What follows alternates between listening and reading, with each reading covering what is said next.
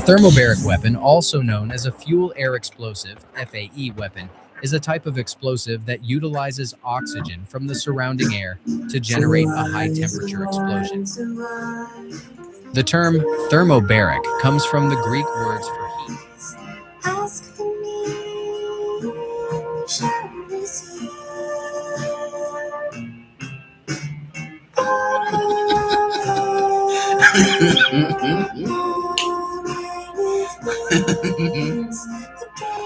Oh my, I'm alive. And I'm still alive. Still very, very alive. Still very, very still alive. You're watching No Pictures of a Bird, a podcast by Mr. Tapscott, the guy that's richer than you. Joining me as always, Kitty Callaghan, represented here by this Grand Island look. Don't forget they murdered penguins. And also Kitty Callaghan is richer than you. Tara Bennett, represented here by this candle. Don't forget, we're getting married. And also Tara Bennett's richer than you. And also Mr. Tapscott's richer than you. Don't fucking forget. We've got more money than all of you motherfuckers. We've got more money than God. Are you getting used to it yet? Okay, according to Winninger, yeah, the ringleaders of the propaganda, the anti-Tapscott having money and the turbos having money, propaganda units are gone. Because Koories have now linked, like, Mr. Tapscott has money equals Koories have money. Ba-bang. Yeah, true. Because that's exactly what it is. Yeah. You are getting money. We are all getting money. Yeah. Yeah. Why the fuck are we poor? Yeah. Fuck you. Yeah. Yeah, see, no, you don't just want your land back so you can hang out on it. You don't just want, like, fucking, yeah, cool. Can we have, like, Rushcutter's Bay? Can we have Double Bay back? Can the Gadigal people have Double Bay back just so we can hunt fucking wallabies there or some shit? No. You want the fucking land because it's worth trillions of fucking dollars. That's what you want. Yeah, exactly. Yeah. Marbo. Yeah, exactly. Like, Marbo won his land rights. And all the Greens were on board. They're like, yeah, sick, we're behind this. Yeah, stop fucking around the Koories. Fuck you, Big Barney. And then the Koories whipped around. And this is an extremely fucking simplified version of the story. So I was like, nah, fuck you, Big Barney. You can't just sweep in and steal my land. I'm going to fight you in the High Court. Wins the action. Wins the action. And then Greens are like, yeah, fuck you, Big Barney. And like, yeah, Koories, yeah. The Koories like, yeah, fuck you, Big Money. Woo, bang. And the Green's like, so what are you going to do with it now? I'm like, well, we're going to mine the shit out of it. Green's like, what? It's like, yeah. Wait. We didn't say we weren't going to mine it. We just said we didn't want Big Mining to steal it from us. We want to mine it. We want the money. Fuckhead. Oh, the Koories aren't supposed to have money. Oh, fuck you. Yeah, no, Koories. Get rich. You're getting paid. You too, African Americans. I'm rich, bitch. That's it. Yeah, let's play that.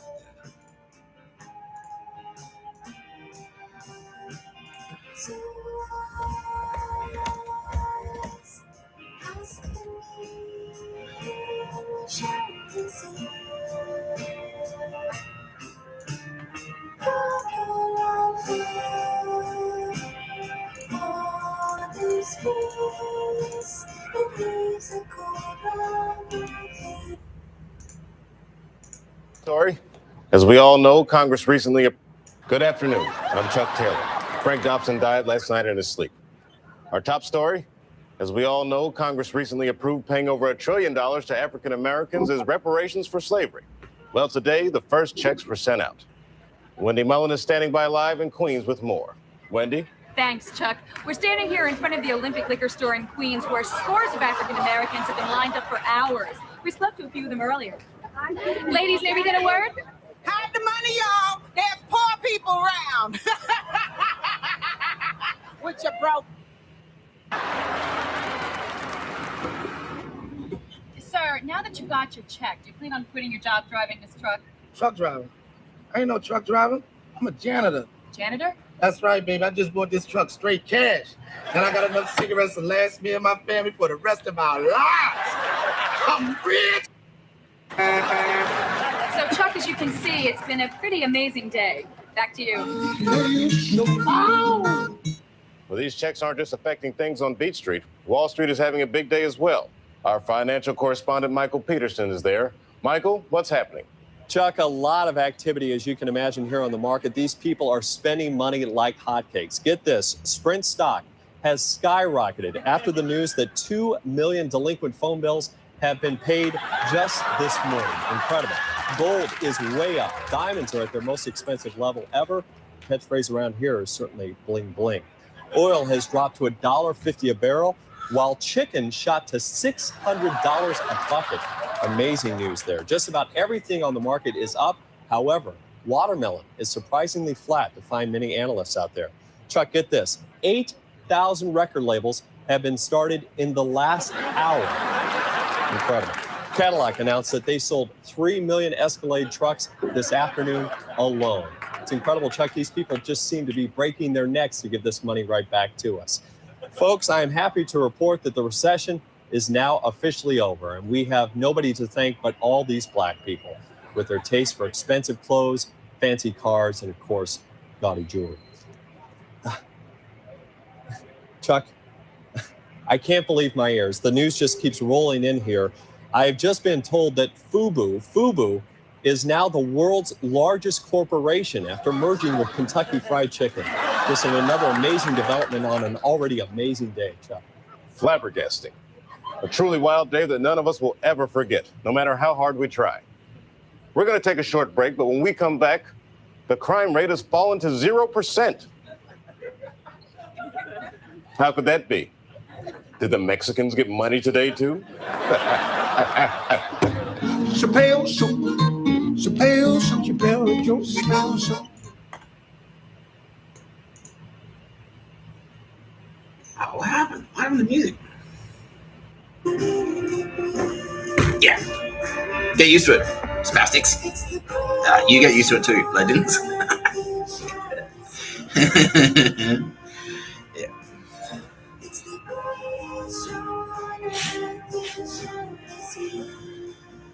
Okay. We have got another cracker of an episode. We're going to continue our takedown. More revelations about Scott now that I've only just been made aware of just then. The breaking. This just in. Scott Nell has actually been fucking around with me. He didn't realize it. He didn't realize but he wasn't targeting me specifically. He thought he was fucking around with someone else, but he was actually fucking around with me. He didn't realize it was the same guy until like fucking just recently, basically.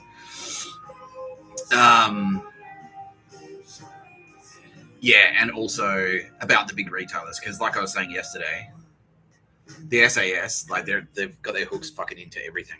And so they've got their own property, they own businesses, they own everything. Yeah, they've got like media companies, they own like production companies and shit. Yeah, TV shows, record labels, and that's how they're able to like Xerxes and everything. Like yeah, manufacturing, breweries, liquor labels. They can make any product they want effectively. Yeah, they know how to they can manufacture anything. Yeah, because they're film and television production. So whenever you see like a sketch on like fucking SNL, like that one, like couple of beers, and he's got like a little bump, and it looks like professional, like a product, like it looks real, like a real product that you get off a supermarket shelf. They've got the manufacturing facilities for all of that. The SAS do. They've got makeup studios. They've got costume design departments. That's how they can make like scary homeless dudes jump out at you and things like that. They may not actually be a homeless dude. More often than not, they are. But they can do that. They can make people look injured and shit. If they want to hassle someone, like if they want to send a threat, they can make it look like some guy's got one arm and he'll jump out in front of you and go, look at me, you will lose your arm. You know. Yeah, they'll do shit like that. They'll send someone out who kind of looks like you, but with their leg missing or something like that. And a lot of it's just like smoke and mirrors, prosthetics, like Hollywood. They own all of that shit. They own license plate printing presses. Sort of moment's notice, they can stick any license plate onto any vehicle. Yeah. So if they want to like send a message, and they do this shit to me all the time. Yeah, if they want to freak you out, you know, like my name's Nicholas Frank Tapscott. Just off the top of my head, for example, and maybe they want to say you're evil Nick Tapscott, so they print a plate that says NFT 666 and stick that on a shitty old car and drive it past like that's you. But they own businesses as well. They own big businesses. And one of those big businesses is Harvey Norman. That's SAS. Now, like I reviewed yesterday, the SAS also own governments and terror organizations. Like Hamas. They own Hamas. The SAS are Hamas. Are they exclusively Hamas? Kitty Callahan? Yeah, the SAS, the Australian SAS is exclusively Hamas. Hezbollah is sort of like the rest. Hezbollah is East German Nazis and Swiss Nazis. But Hamas is exclusively, that's the SAS operational in Israel. That's what it is, yeah. That's the Australian SAS. They are Hamas. That's who took over Gaza. Yeah, the Australian SAS has been pulling the strings in Gaza to fuck around with the Israeli government because of anti-Semitism. Yeah, and they wanted to get a foothold in the region. Yeah, they wanted to be a regional player, and then from there they can liaise with Hezbollah, and they can get there. They really wanted to get their hooks into, and then they were sort of like reverse engineering Iran because they wanted to take control of Iran basically, and then Iran is like actually quite powerful. So if they sneak into Iran via Islam, and Houthi rebels, yeah, then they can just like sever trade. They can control everything basically. They can hold the world to ransom. They really are Bond villains. Yeah, they fully are Bond villains. Yeah, yeah. What else can they do from? Yeah, and from Gaza as well. From Gaza, they can by working with. It's easy to work with Swiss Nazis from Gaza, basically, because Gaza is just across the pond from the Mediterranean. And Malta, that's why we nuked Malta. Because Malta were effectively corrupted by Hamas. Yeah. Because they've got that land bridge. So East German Nazis are in Germany. You've got the Swiss Alps, they're obviously Nazis as well. You've got Denmark, you've got Norway. So from there, they've got that land bridge. They've got that connection all the way down to the Middle East. Yeah. Yeah, so that was sort of like the Australian outpost in the Middle East was Hamas, and then Hezbollah was like the Swiss Nazis and the East German Nazis, like the Stasi SS. That was them operational in Lebanon. Yeah, oh, someone just popped. Yeah, oh, who was that? Can you get that? Harvey Norman, executive. Yeah, okay, well, suck shit, bitch. Who else do they own? JB Hi-Fi, that's SAS and therefore Hamas. JB Hi-Fi is Hamas. JB Hi-Fi is SAS. Yeah. Yeah. Yeah. Which is a bit fucked up, really. Yeah, and all their quarrels with Andromeda, they had a problem with because they're at odds with. They still were Aussie. They were Aussie bogans. They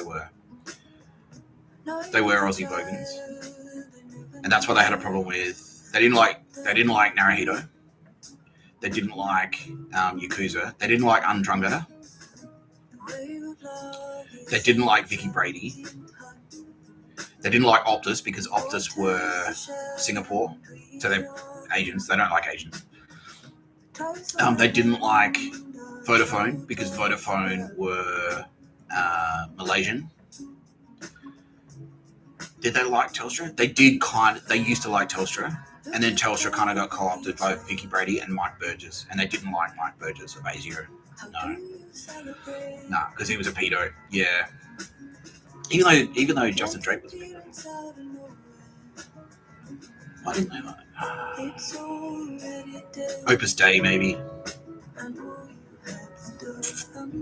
Yeah, why were they? Was it just like a rivalry? Yeah, basically. Okay, so it was an ASIO rivalry with the SAS. Yeah. Okay. They didn't like ACES because ACES were Opus Dei. Yeah, and so they weren't necessarily on board with all of Opus Dei. Yeah, they didn't want the church to be in charge. Yeah, they wanted the SAS to be in charge basically, but ACES wanted the church to be in charge. Yeah. Yeah. They didn't like Albo because Albo was Andromeda. Yeah. They didn't like anyone in Albo's cabinet because Albo's cabinet, that was all Inner West Andromeda. They didn't like the state government because Chris Minns was Inner West Andromeda as well. And they wanted to claim it. So they're the Bondi faction. they wanted the Bondi faction to take over the inner west, basically. Yeah, so that's what it was. It was like an east-west rivalry, effectively. They didn't like Eddie Maguire. They didn't like the Collingwood Irish Catholic Nazis because Eddie Maguire was getting too powerful, and that's probably why they didn't like Vicky Brady. Yeah, because she was aligned with Eddie Maguire. That's right. Yeah. Okay.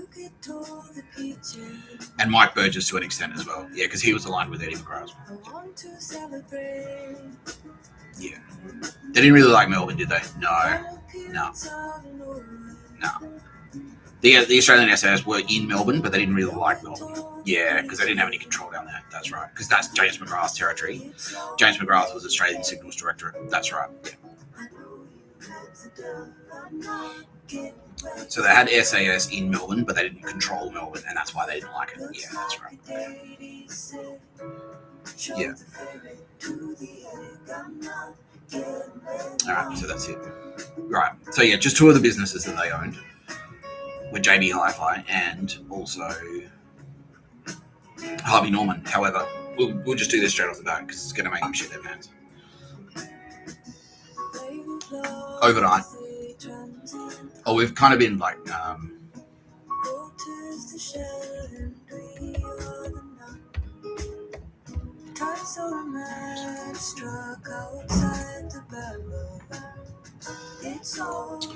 we've kind of been sort of like grooming him for a while.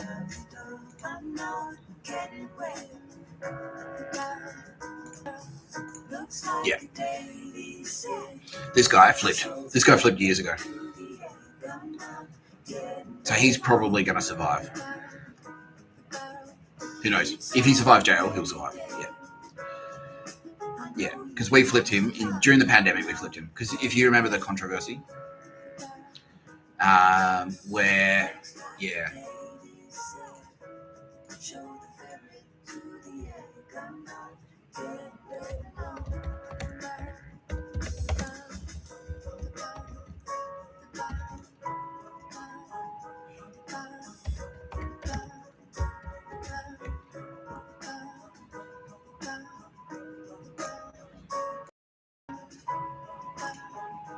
Yeah, so this is sort of when, like, so, yeah, so they got that $22 million in JobKeeper wage subsidies, despite reporting record profits. Yeah, and so around that time, key points of controversy. JobKeeper claim Harvey Norman and its franchises claimed around $22 million in JobKeeper payments designed to support businesses during the pandemic. However, record profits, this occurred as the company reported significantly increased profits, with net profits doubling in the latter half of 2020, up 116%. Because what happened was everyone went out, rushed out, and bought like big screen TVs. They wanted to make their houses like really nice and cushy because they had to work from home. So everyone was buying like home theater systems, big screen TVs, awesome computer, like home computer systems, like personal computers, laptops, all that shit. Yeah. So as a result, Harvey Norman went made heaps of cash. Yeah. Labor and others campaigned for the company to return the funds, arguing it was unethical for a profitable business to keep taxpayer-funded money. So that is sort of the beginning of the rivalry between the SAS and Labor. Yeah. But really what it was just like a factional stoush between, it was just the Undruggeter. Yeah, it was just the Undruggeter getting jealous of the SAS because the SAS scored a payday. And they're like, oh, fuck that. They were basically trying to cock block the SAS's payday. That's all it was. Yeah.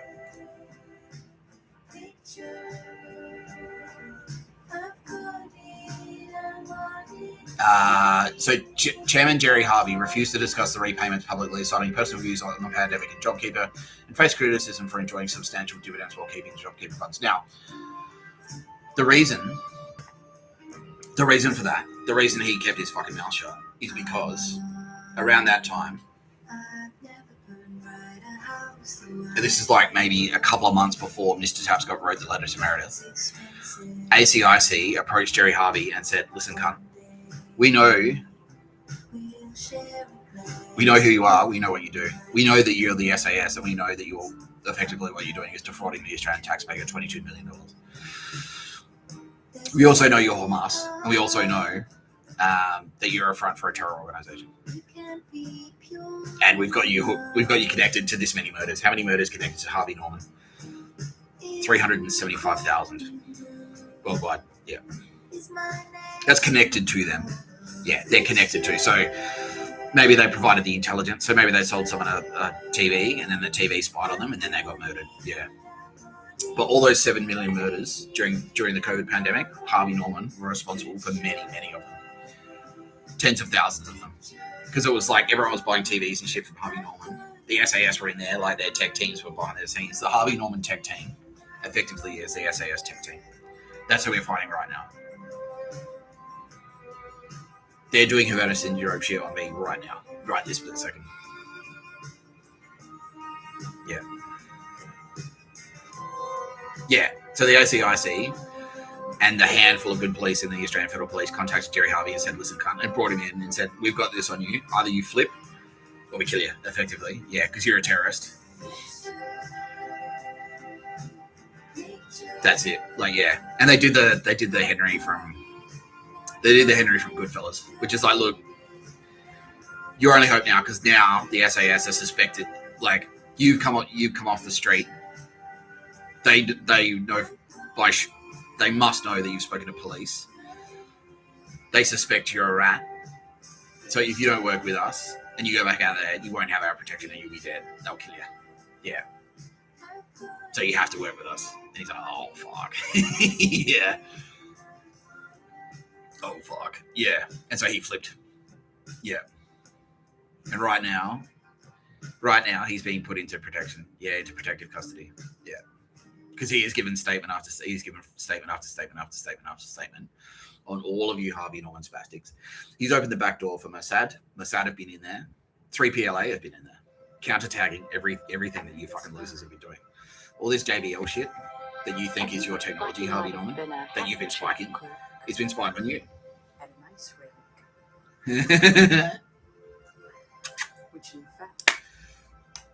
That Amazon Alexa that the SAS stole from my car when I wrote it off on purpose on the way to Bathurst, it's gone to someone's house, and that has been spying on you. Whoever the fuck got it, they're like, yeah, cool. It's been spying on you, you fucking loser. Because you're too arrogant. Yeah, you assume that, like, you didn't assume that a device that you've been using to spy on other people can also be used to spy on you, despite the fact I've said it directly. I've openly said it. I've explicitly said it millions of times. Oh, well, literally millions, but a bunch of times. It's like, oh, I wonder if, that microphone. Someone took that microphone out of my car and sent it to the United States. It's like, gee, I wonder if a microphone could be used as a listening device. You fucking idiots. And someone, one of you Harvey Norman fucking losers took that Amazon Alexa back to your houses and plugged it in, connected it to your Wi-Fi network, and it's all right, thank you, that's all we needed. And it just went, cooked your whole fucking house, cooked your whole fucking neighborhood. Yeah. And that's what we're gonna play. Google Maps. I don't like losing Mr. Scott. Yeah, I think you meant to say I don't like losing Mr. Tapscott, so.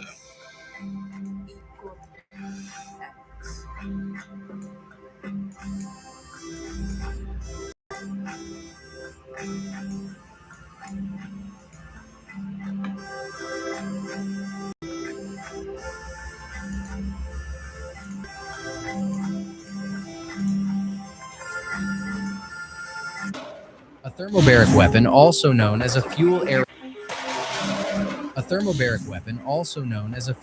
explosive, FAE weapon, is a type of. That's true. For them, not for me. It's very satisfying for me because fuck you. You've been fucking around with me for years. Years and years, you fucking spaz.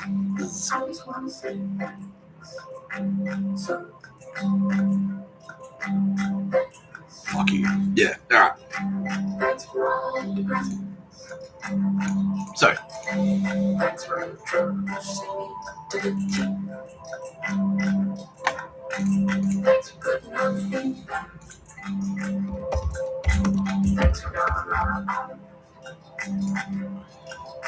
Thanks for showing me your Swiss Army knife. Thanks for letting me around your house. Oh, look at that. Yeah, don't even get me started on Canva. I will talk about Canva. We'll do a whole episode on those fucking dogs. The Sydney tech scene is fucking cooked. Yeah, they're all SAS, by the way, as well. Canva is SAS. Atlassian is SAS. Airtasker were SAS adjacent. They didn't like them, though, because Tim Fulton was Chinese. Yeah. Who else? Another one of the big ones. Yeah, there was another one in there. Anyway, big Sydney tech companies, Atlassian, at least Canva and Atlassian, they're both SAS. Yeah.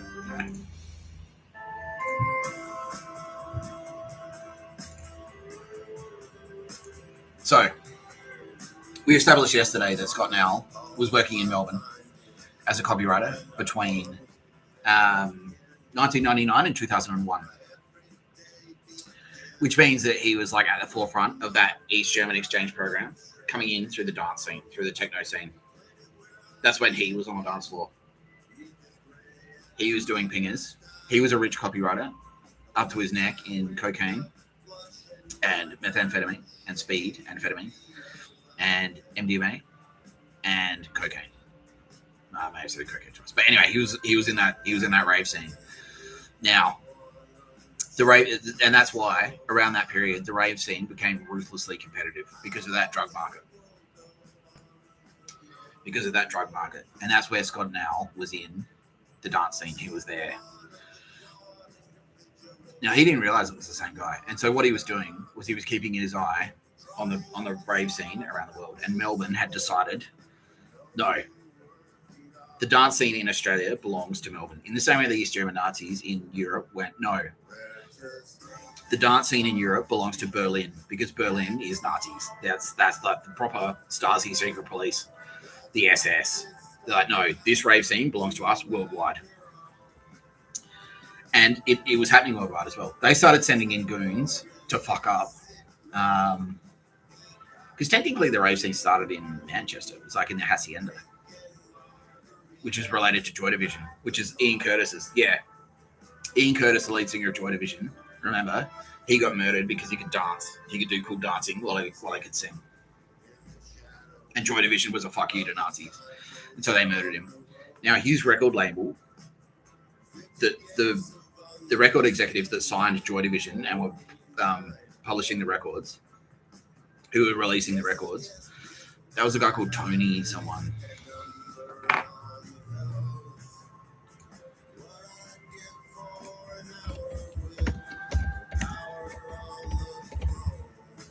Tony Wilson, that's him.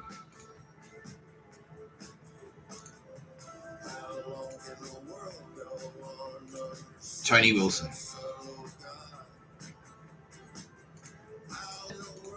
That was Tony Wilson. So Tony Wilson he ran a label. Yeah, I think it was Factory Records maybe. Or Factory was the recording studio. But anyway, Tony Wilson spotted Joy Division and signed them. And then he pretty much, when he realized, like, fuck, people are actually trying to kill us, when Ian Curtis got murdered. And so he jumped into bed with organised crime in the United Kingdom. And mixed in there as well were MI5 goons and also MI6 goons. Yeah. And it was very shades of grey, but there were goons everywhere. Yeah. It was like, yeah. And there was like a mini Cold War happening. Yeah. And it was during the Cold War. It was literally during the Cold War. It was like the 70s and 80s. So there's all these, like, yeah, spooky shit happening in there. Like, fucking the KGB had agents in there. The Stasi had secret police in there. And that's why they were trying to cap everyone. But basically, Tony Wilson...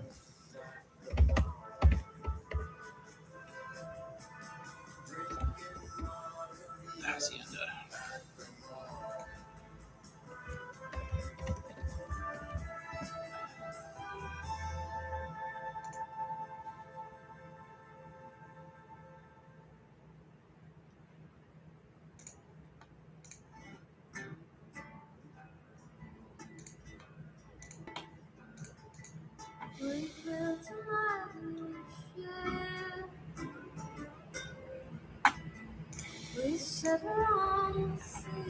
So the Hacienda was a nightclub in Manchester. Became famous during the Manchester years of the 80s and early 90s. Run by record label Factory Records. So that's Joy Division's record label. It opened in 1982 and eventually fostering the Manchester acid house and rave scene in the late 80s. The early success of Factory band New Order, particularly with their 1983 dance hit Blue Monday, helped to subsidize the club even as it lost considerable amounts of money, in part due to the club's embrace of the street drug ecstasy, which drove down traditional club alcohol sales. The club's subculture was noted by the Chief Constable of Merseyside and Greater Manchester as reducing football hooliganism. Crime and financial troubles plagued its later years, and it finally closed in 1997. It was demolished and replaced by apartments. Yeah. Fun fact. The company that decided to demolish it were East German Nazis. Yeah, in England, 1997. So 7 years after the fall of the Berlin Wall. Yeah. They're like, yeah, cool. We can finally take that. We can finally take it. Get rid of that cultural icon. We'll get rid of that. And now Berghain is the headquarters of raves. Yeah. Who remembers the mega clubs of London like Fabric? Who remembers Ninja Tunes, the label? Yeah, they're all gone. They all got taken down. Yeah. Because around the turn of the century, that's when Scott Now was in 1999 to 2001. That was the big fucking London club scene. That were the big clubs in London. And then after that, one by one, they got picked off. Ninja Tunes got shut down. All of those labels, all of those cool dance labels, like fucking Ministry of Sound. Do you remember that? Yeah, they all got one by one. They got pulled down. One by one, they got pulled down by Nazis. They get targeted and then taken down. And Scott Now was part of that. He was part of that. He was part of that culture. That was him.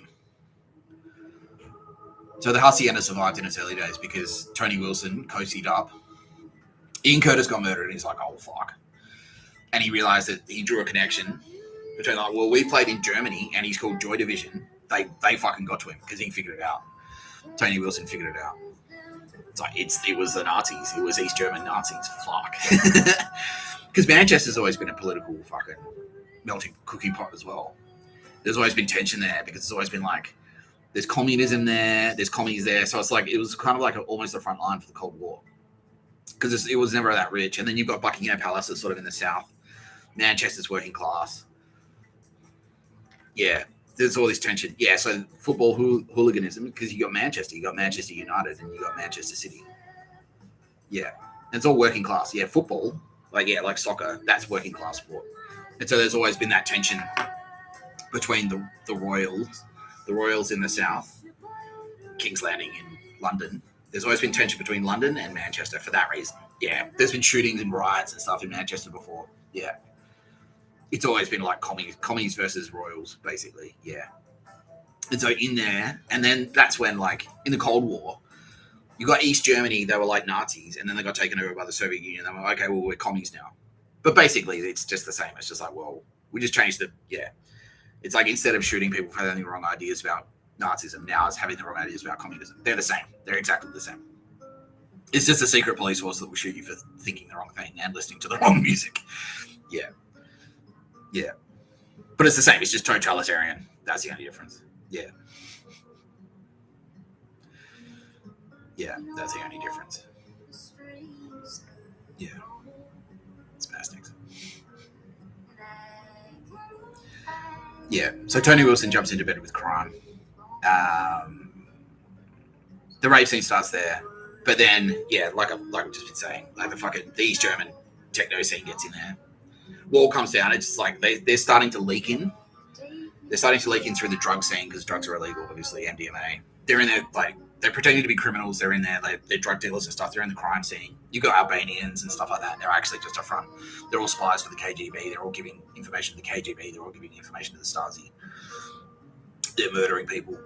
The rave scene becomes hot property now for all the gangsters because they realize how much fucking money they can make. Because, yeah, everyone's buying pingers and stuff and not booze. And it becomes like a massive, like hundreds of millions of dollars. Yeah. Fuck, it's popping off out there. Fuck you, Harvey. And JB Hi-Fi. Yeah, so shit. Comes big money, especially in Melbourne. Especially in Melbourne. Because Melbourne's decided, okay, so Sydney is sunshine and beaches. Melbourne is nightclubs and bars and pubs. That's Melbourne. Melbourne is cold. It's nighttime. It's a nighttime city. We run the nighttime economy. Sydney is the daytime. It's sunny. It's beaches and surf and the daytime economy and surf lifesavers and all that shit. Suntan and six-pack abs and all that garbage. The gay scene, yeah, it's gay guys getting shredded and prancing around, like yeah, that shit. So as a result, the Melbourne drug market becomes massive, and it always kind of been controlled by painters and dockers. And this is when painters and dockers start to lose control of it, because the Undrunga get in there with their nightclubs and their fucking. The painters and dockers don't know how to do. They know how to do standover. They know how to do robberies and fucking bash. They know violence. They know that stuff. They're bikies. But they don't necessarily know the finer points of running restaurants and running nightclubs and things like that. But the Undrunga do. And so they kind of get their hooks in there then. And the Nazis do as well. And so they're in there as well. So the Nazis start flooding into Melbourne. Scott now is on that scene. And he's sort of been recruited by them quietly. He doesn't necessarily know he's working with them. And he's also been recruited by the SAS. And this is around the time the SAS start aligning with these German Nazis. Because there are odds with Undrunga. And there are odds with bikies. And so they start keeping an eye nationwide of what's going on in the rave scene. And that's where Mr. Tapscott enters the story.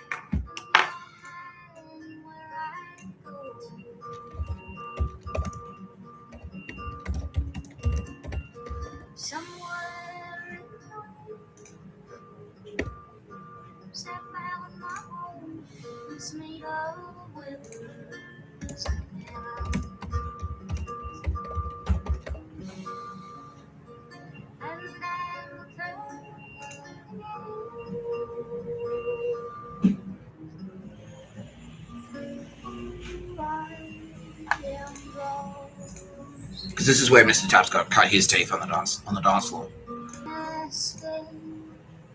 The rumble parties. So there was a nightclub called Cargo. It had 4 parties. So every Friday night, there'd be a party. There'd be rumble. There'd be something else. But anyway, they all started with R. One was a gay night. One was a drum and bass party. One was a hip hop party. And one was like the techno party, the house music party. Yeah, 4 R's, right? Yeah, Benny Raw. Yeah, he's still alive. Fucking hell. Yeah.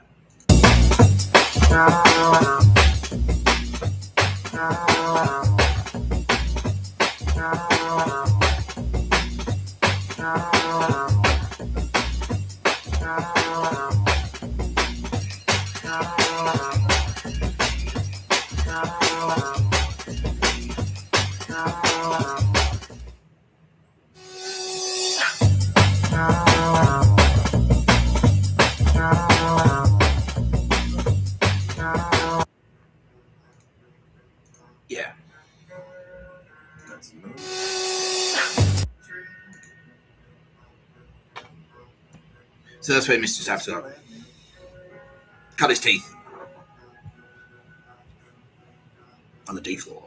I was taking heaps of pingers and stuff. I just moved to Adelaide, and I knew that being a bogan it was not getting me laid. Being a metalhead, I was always a metalhead, was not getting me laid. So like, right, well, I need to find a genre that's both appealing to women, but still has that raw power, that raw space magic power. You grab it.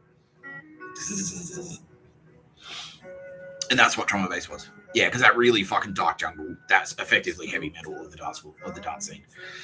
And so Mr. Tapscott was in there getting fucking cooked, getting super high. And Kitty Callaghan was watching me going, fuck it, this guy. Yeah. And I was, taking heaps of pingers and taking heaps of fucking, they're saying tell the story, all right? Yeah, taking heaps of pingers, taking heaps of acid, because that's Kitty Callahan's thing. And pingers, that's Tara Bennett's thing. And I'm there on the dance floor just like, yeah, fucking sick. Like, yeah. Getting cooked. You get in there at like 10. Your pinger kicks in at 11. You hit the dance floor at 11:30 midnight, and then you dance until 5 a.m. And then it's like, you still out, fuck. And then pass out. Yeah. Yeah. But it was sick. It was fucking awesome. Yeah.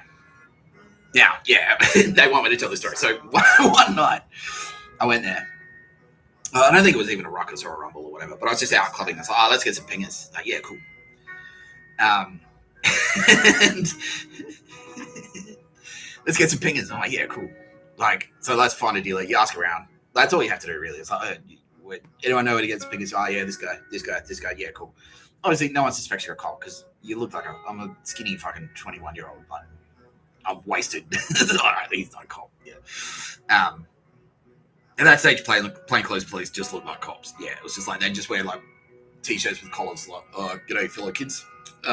Definitely not a police officer here. Anyone know where I can get some of the ecstasy pinger tablets? I want the standard dose, please. The slightly less than non-lethal dose. That's how I like to rock and roll party. No, yeah. But Mr. Tapscott, obviously, he's a bogan trying to forge his way into the dancing. And so I find this drug dealer. He's like, yeah, cool. I got these caps. Just they've got PMA in them though, so just watch out. Like, all right, whatever. I didn't even know what that meant. Apparently, PMA is like super strong MDMA, effectively. Yeah. Tara Bennett's like 10 times the strength of MDMA. All right, whatever. Down the hatch, go. Fade to black. And I'm in the bar, like, yeah. Fade to black, like, and then I'm just like, it's like. Next thing I know,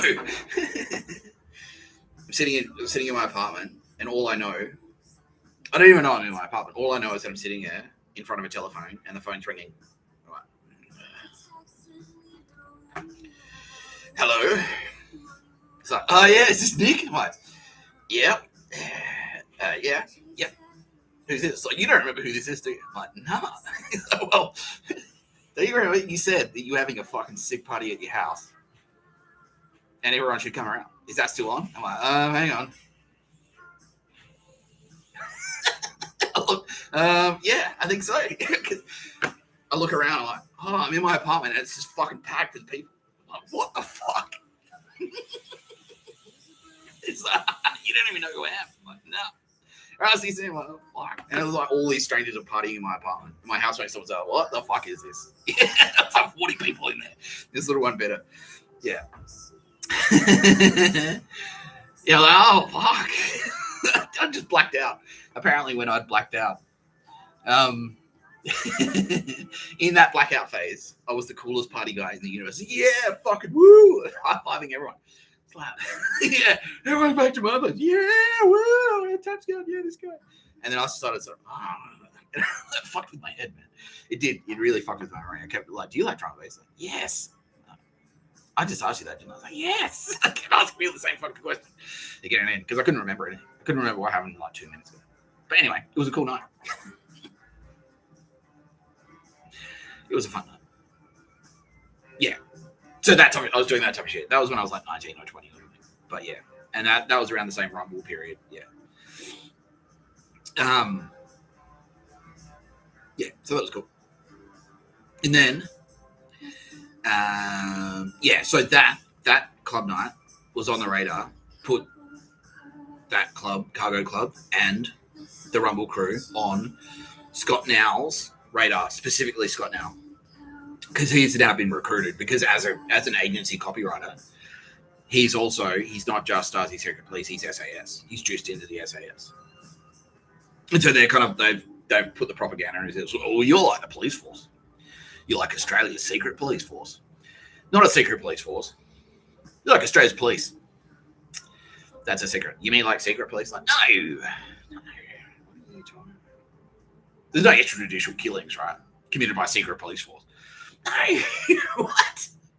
No, it's killings that are judicially extra and they're a secret because they're committed by a police force that no one knows about, which we don't say anything about because it's no, they're not secret police. They're not murders committed by a secret police force. No, that's not what it is. What are you talking about? Anyway, we're Australians. How can we to know? Aussies, Anzacs, diggers, CSAS.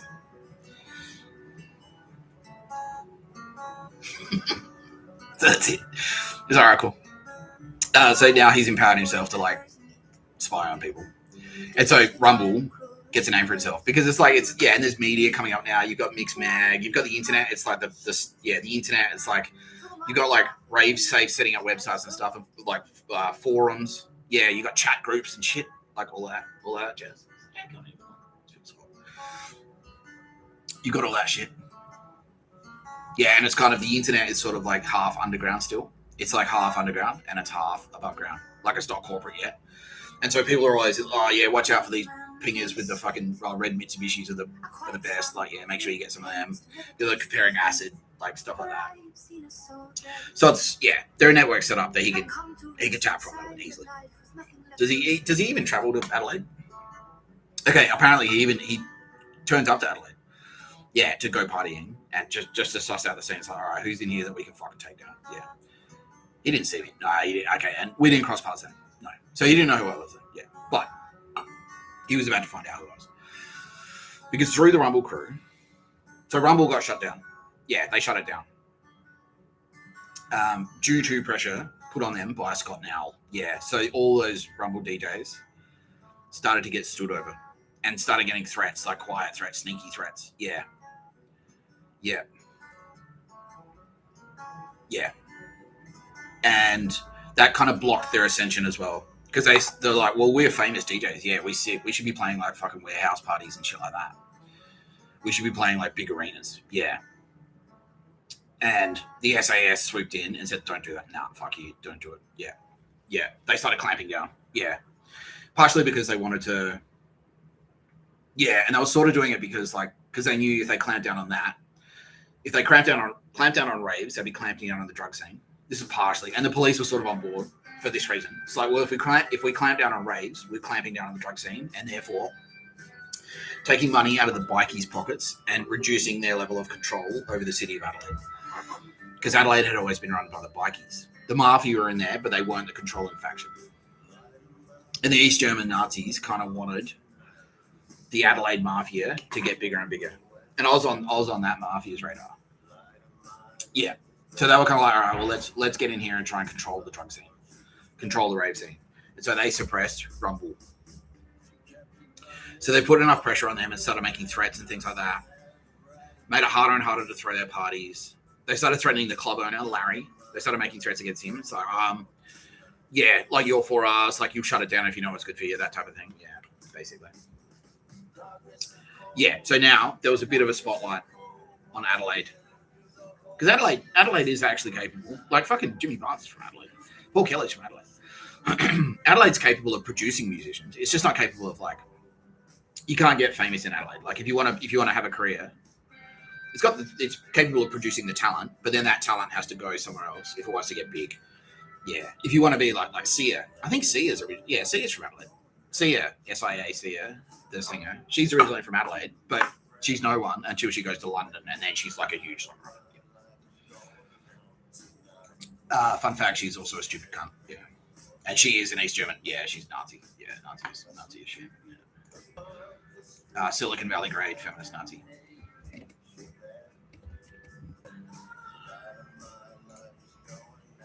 Yeah, look at that, pictures of a bird.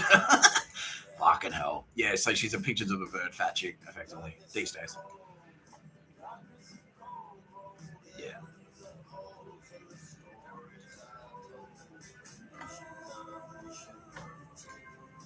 Yeah.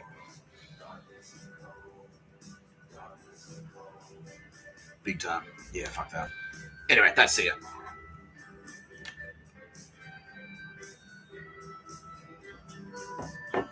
So,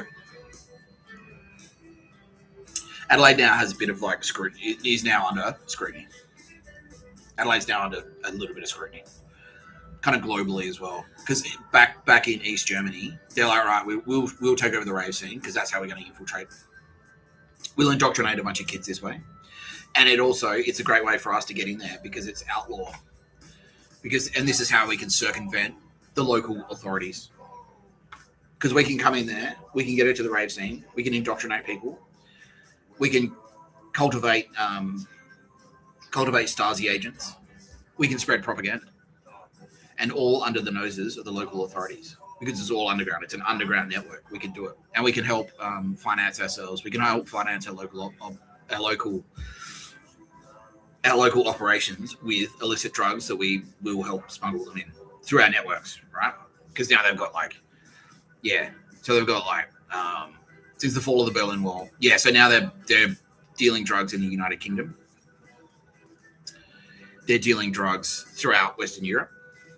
They're almost in charge. They're dealing drugs. They're running cocaine, especially cocaine. They're making a shit ton of that. They've got their hooks into Amsterdam, that scene. They're all about that shit. But worldwide now they're proliferating their ideology and their intelligence networks. Their tentacles are coming through the rave scene. And one of those tentacles is now wrapped its way around. Via Scott now has wrapped its way around Adelaide. Yep.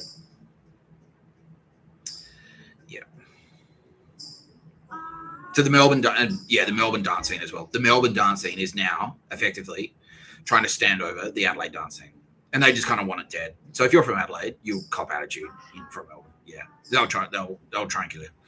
They will. If you're a big up and coming DJ from Adelaide, they'll try and kill you. Yeah, either through gangsters, and the Melbourne gangsters are in there as well now. So this is like Carl Williams and that drug scene. This is around the time. This is sort of like the setting the fucking scene as well for the Melbourne gangland murders. So this is when Carl Williams and fucking Tony Mockbell and the Morans are Irish Catholic Nazis from Collingwood. Melbourne northern suburbs are Irish Catholic Nazis. Chopper Reed, all those guys, they're fucking going crazy. They're fucking selling a shit ton of cash. They're selling a shit ton of pingers and making the equivalent of hundreds of millions of dollars. They're ridiculously rich from this trade. And so they've got an investment now in suppressing the bikie factions in Adelaide and the dance scene in Adelaide. Yeah. So if someone in the dance scene in Melbourne wants you dead, if you're like a big up-and-comer on the dance scene, all they have to do, because there's so many gangsters floating around now dealing drugs, they just have to can I get 100 pingers, please? And 10 grams of coke, and also, can you take care of a problem for me? And they go, yeah, sure, no worries. I'll make a couple of calls, and then that's it. Done, easy, yeah. They either disappear or they just get murdered. And at that time, they didn't have the fucking, they get a hot shot. It's easy to do. Yeah, and all the moral panic now around MDMA. It's like, oh, MDMA causes overdoses. Yeah, you could die. You could die if you take too many pingers. And they're kind of in there going, yeah, sick. And then that gives them the opportunity. It's like, well, he was on pingers and he died. So took 3 pingers in a weekend and then heart stopped. What can you do? Yeah. Easy. It's fucking easy. Yeah. So Mr. Tapscott is a very young, fresh-faced, very naive party kid who really just wants to get high and meet a fucking nice lady. He was dating Natalia Cott at the time, but she was not into any of this dance shit. She was always at home. And so he was sort of out there on his own doing it. He had a girlfriend at home, but he wasn't reading that much. But he was about to start. Yeah, that's right. Yeah, when I turned 21, I dumped Nat. And then I started banging heaps of fucking hot girls in the scene. And then that put me on many other radars as well. Yeah. I was working at cafes though, and that put me on the Adelaide Mafia radar. And I was on the East German Nazi radar for that reason. And I was also living in Geezer Palace, which is a house in the middle of the CBD that I mentioned before.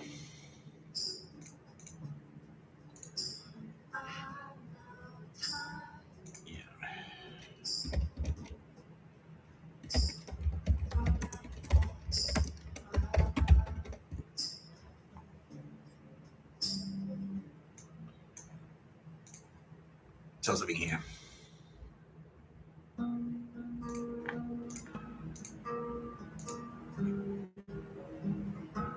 Yeah, so that's Adelaide.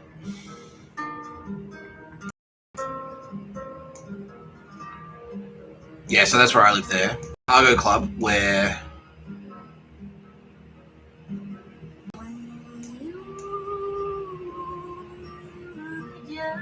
Cargo Club, where they had rumble and ruckus and stuff was actually just here.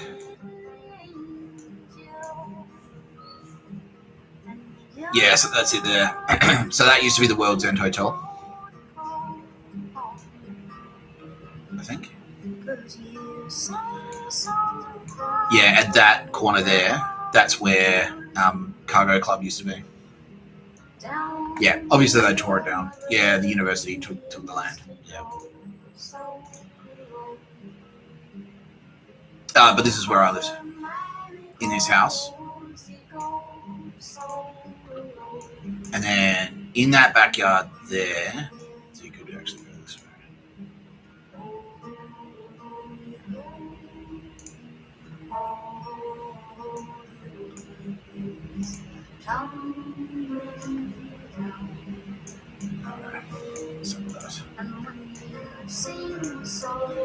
So yeah, in there.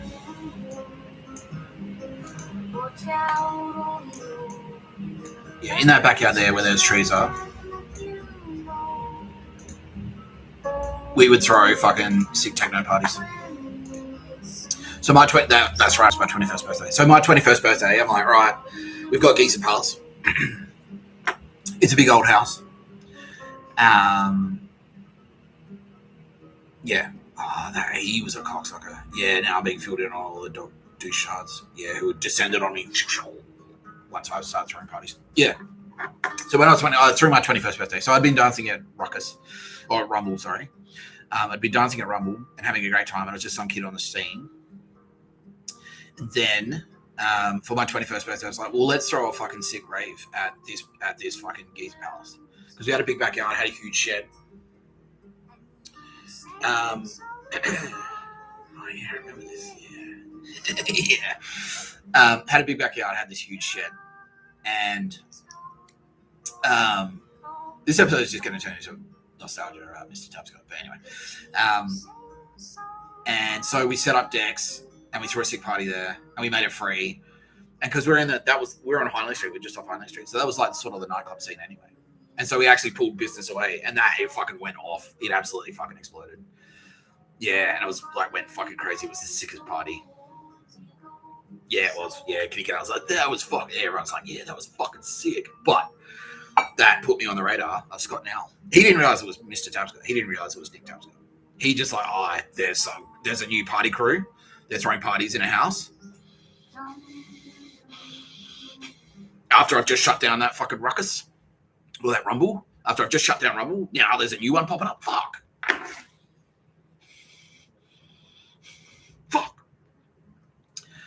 Yeah, because he was in Melbourne. So he worked in Melbourne until 2021.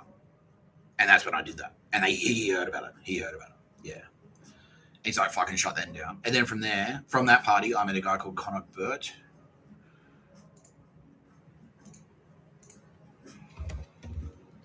I remember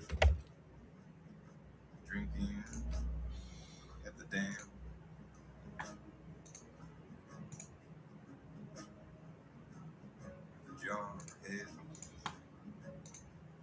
Yeah, so Connor Burt, he was on the scene as well, and he approached me. He was working at Cargo where they used to have Rumble, and he approached me and said, "Yeah, I'm pretty sure he's dead now. Yeah, not because we killed him, because they murdered him. Yeah, someone else murdered him. Yeah, that guy. Yeah."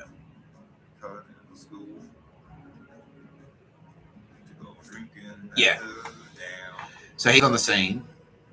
He was working at Cargo Bar where they used to have Rumble, and he was like Mr. Tapscott, nostalgic for the old Rumble parties because they were fucking sick. And he turned up. He turned up to, and so did a bunch of other people. Local club scenes. There's bars and clubs and stuff around everywhere. And the drum and bass scene, we actually did have like a little bit of a crew. So, oh yeah, cool. Foo, I know that guy. Yeah, Benny K, I know that guy. Who's a local drug dealer and stuff. And so he goes to me like, well, you threw a sick party at your house and I want to throw sick parties. I want to put drum and bass back on at Cargo. So let's do a drum and bass night at Cargo. And so me and him came up with Ruckus. Now, I kind of helped coordinate the DJs and stuff. He came up with the name Ruckus. But what happened in the background is that Scott now he activated his fucking Stasi Secret Police network and said, no, whoever fucking threw that Geezer Palace party, because that's what they were called. They were called the Geezer. We called it Geezer Palace, and they became the Geezer Palace parties. He's like, no, whoever threw that Geezer Palace parties, I don't want them anywhere near the fucking dance scene. Like, fucking suppress them.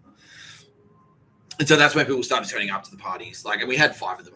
We threw 5 parties, and they kind of went like, the first one was amazing, the second one was amazing, the third one flopped, because the suppression got out there, and everyone got behind it as well. It's like, don't go to that guy's parties. He's the Brewster from Chibo. He's a fucking cunt. Yeah, he thinks he's awesome. Yeah. And people started turning up to I'm looking for a guy called Nick. Who's Nick? Do you know where Nick is? I'm like, I'm Nick. Like, yeah. Well, I'm just here to say, your party's shit. I'm like, what the fuck? Yeah. People were coming out of the woodwork trying to find me specifically. Like, what the fuck is going on? Yeah. And like gossip's going around. And when I'm working at Ruckus, they're like, oh, no, you don't have, like, no. Ruckus is Connor, and that's it. It's like, no, I'm working on Ruckus as well. So you don't even work on it. I was like, I'm taking half the money. I've been taking half the money the whole time. Like, yeah, because what was happening in the background is the Stasi Secret Police were going around, fucking commissioned by Scott Nell, his network. So like, no, you don't run parties. And just like whatever I said was like, that's not true. No, he didn't. He didn't throw parties at Geezer Palace. He didn't run Ruckus. He didn't put a dancer on a Ruckus. He didn't have any ideas. Like, he didn't do anything. Yeah. And anything that he says to the contrary is lying. He's a liar, and he lies. And that's where, when my CV went out, and I was like, oh, that's what went around Melbourne. So, oh, it's all lies. But the thing was about the CV, because that was the line that was spinning. Oh, it's all lies. He didn't go to uni. Yeah. That was them. He didn't go to uni. He doesn't go to uni. He didn't go to uni. That was Scott Nell. He didn't study communications. No. But that's the thing. Like, he couldn't claim, because I had the fucking certificate. There were too many witnesses there. He did award school. He stood out. He had a leather jacket on. Like, you can't. There are too many eyewitnesses that said, no, a guy with a leather jacket turned up to award school and did award school. And that's that same barista. Yeah. And it's like too many eyewitnesses saw me working at Chibo's. No, we saw him on the fucking coffee machine. Like, he is a barista. Yeah. The uni stuff, it's like, yeah. But if you look at it, just takes like, you just need to Google it once. Like, you just need to make one phone call to Uni SA and go like, can you check your records? Did a guy called Nick Tapscott attend between 1999 and 2005? So, oh, yeah. Here's his transcript, and it's got like all the subjects I did on it. Yeah. Yeah. But in the dance scene, yeah, he still, because it got murky. It's like, well, who did this and who did this and who's in the crew and who's not in the crew.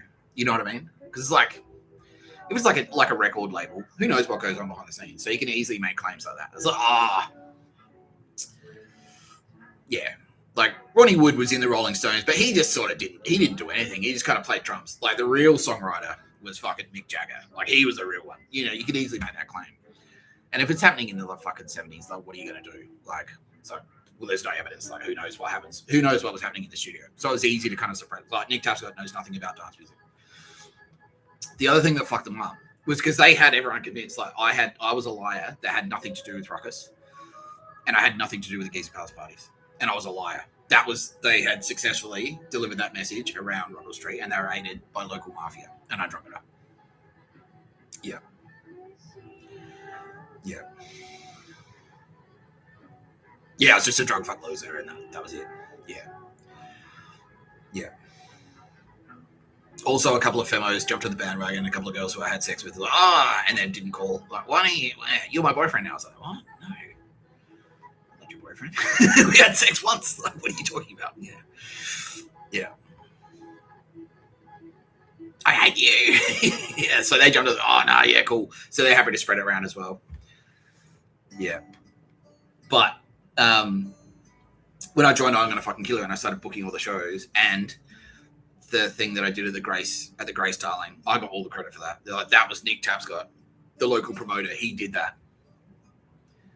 Yeah, and I booked, like, I took I'm Gonna Fucking Kill You for being like just nothing. Like, it was Dave and Russell. Dave and Russell had been looking for a drummer for 2 years. I was in the band for a month, and suddenly we went from being like just two guys in a fucking in the smacky flats, like just fucking around on their guitars, to a band playing gigs and like selling out clubs around town. And I was getting all the credit for doing all the bookings. Yeah, so I was booking us at like Rocket Bar, the hottest club in town, and selling it out. Yeah. So it's very hard that all of those like, he's lying. He didn't really do all that. All of those arguments are starting to look like, well, look at all this evidence in the contrary. We've got countless eyewitnesses that saw him on a stage, like smashing the drums, you know. Yeah, there was a ruckus. We threw a Milo party, and like Connor brought in like another dude because he needed the venue. The guy was in Connor's ear going, I fucking hate Nick Tapscott. He reckons he's sick at throwing parties, but he's shit. I could throw a party. Fuck that guy. I fucking hate him. And he was actually Yakuza connected and so Nazi that way. Yeah, he's like Tets. Yeah, this guy called Tets. He's like, yeah, fuck you, Nick Tapscott. I fucking hate you. Yeah. Yeah, and they're like, oh, you reckons he threw a rave and that's bullshit. Nah, you had nothing to do with that. That rave was shit. Yeah, you got nothing to do with it. You had nothing to do with it. And all these DJs coming out of the woodwork going like, oh, you didn't pay me. Yeah, nothing to do with it. Like, well, what the fuck? I did pay you. Yeah, and fuck off. And it's like, you said I was going to get paid double. Like, no, I didn't say that at all. And fuck you. Yeah. And then like one bitch turned up to my house and she housed it and it's like, no, fuck off. She's calling me. Like, if it wasn't one thing, it was another. You said I could do the lighting. Like, no, I did not say that. She's like, I've got the voicemail. She was one of the Stasi. That was her thing. Yeah. She was Stasi, so she's dead now. They killed her. Good, because she fucking sucked. She was Stasi secret police, Zertzism specialist. She's like, yeah, you know how you like being a bitch and manipulating people? How about you do that semi-professionally for like a government agency? So yeah, sick. So she starts targeting me. She latches onto me. Yeah, you know, it's like, oh yeah, you said my brother can DJ. That means you have to let me DJ too. Like, no, it doesn't. What are you talking about? So, okay, you can share a set with him. He can play for half an hour and you can play for half an hour, but you're splitting a set. DJ, yeah. So, okay, cool. And I'm like, DJ get paid $50 an hour. So she comes and plays for half an hour. It's like, okay, here's your pay, $25. So what? You said DJs get paid $50. I'm like, no, I didn't. I said they get paid $50 an hour. You played for half an hour. You get paid $25. So fuck yeah, just goes low. How come fucking this? You hate women, sexist, blah blah blah. Just like yeah. And then he was like, all right, fuck it, yeah. All right, fine. I'll give you $25 if it means I didn't say these words, but it was like I meant it. Yeah. She knew that this is what I meant. So I'll give you $25 if it ends this conversation. And what I meant by that was like, if I never have to speak to you again, I'll pay you $25. All right. And she knew that's what I meant. She went, oh. So, all right, will that get you to shut the fuck up? If I just give you $25? And she's like, yeah, okay, that's worth it for me. Yeah, that's worth it for me. That's a fair price for that outcome. I'll pay you $10,000 if I never see you again. Fuck you. Yeah. Yeah. And she was all sheepish. Here's your money. So, what are you going to do today? It's like, don't know, I haven't decided yet. Bang, slam the door in her face. Yeah. Stupid bitch. Yeah. In the meantime, Giza Palace House is now being because of those parties. That's put me on a radar. And nerds are starting to infiltrate the house. And one fuckstick moves in and decides it's my house. So Nick Tapscott, I tell you what to do. And he'd like go into the lounge room, take all the shit, all the rubbish, get all the garbage, and just chuck it in my room. What the fuck are you doing? It's like, that's all yours. No, it's not. I don't buy that. I don't read the fucking newspaper. It's like, well, I say it's yours, so it's yours. Because someone was in his ear going, suppress Nick Tapscott.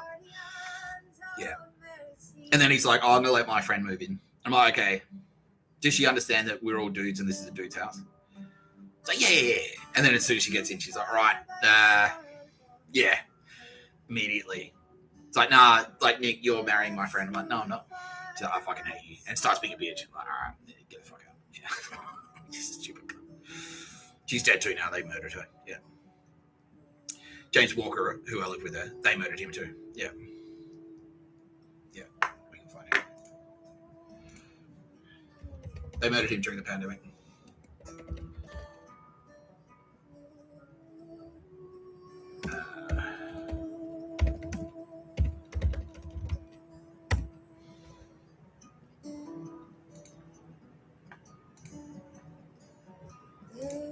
This guy.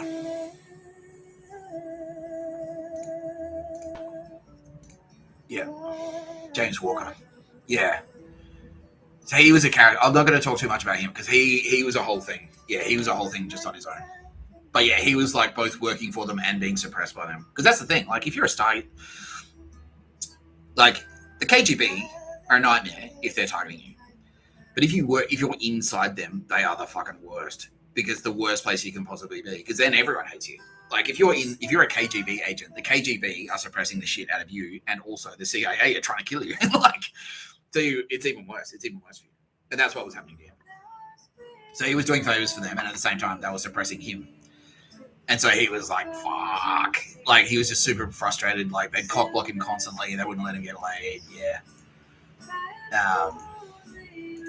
Try and, like, talk him down, tell him how stupid he is and shit he is. Like, no matter what he did, it wasn't good enough. And in the end, he was, like, studying, like, 80 hours a week because he was so insecure about it. And they were constantly trying to drag him down. It's like, you're not that smart. And you're like, fuck you, and study harder. And then that would make him fucking loopy, effectively. And then he'd come home and yell at me and Cooper, my housemate, my stoner housemate. Yeah. Yeah. So they looked at him and went, all right, you're not in the SAS.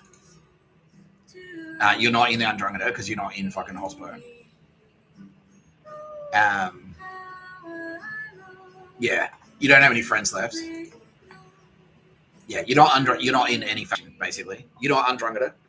You're not SAS. And this is because he was in Melbourne. You're not ASD. You're not ASIO. You're not any of them. You're not ASIS. You're not ASIS. You're not Opus Dei. You're not even Jewish Israeli. So you're not even being protected by Mossad. And yeah, like, you didn't. At that stage in Melbourne, yeah, during the pandemic. Same with Connor. Exactly the same thing happened. If you're just some guy, if you're not being protected by someone, if you're not in it's like, oh, he's with us. If there's no organization there going like, he's with us, that's why Mr. Tapscott had to play along with so many different factions. Because in the SAS, like, ASIO aren't touching me because the SAS are saying he's with us. You know, the SAS aren't touching me because the fucking the CIA are saying he's with us. Like Joe Biden, the White House is saying he's with us. You know? And it's just like the Three Stooges, like, they're all clamoring on at the same time. Yeah. So that was Scott Nell of the Monkees. Now, he didn't click that I was the same guy until he read the CV and he's like, wait, I'm going to fucking kill you. Award school. What is the actual wording I used here?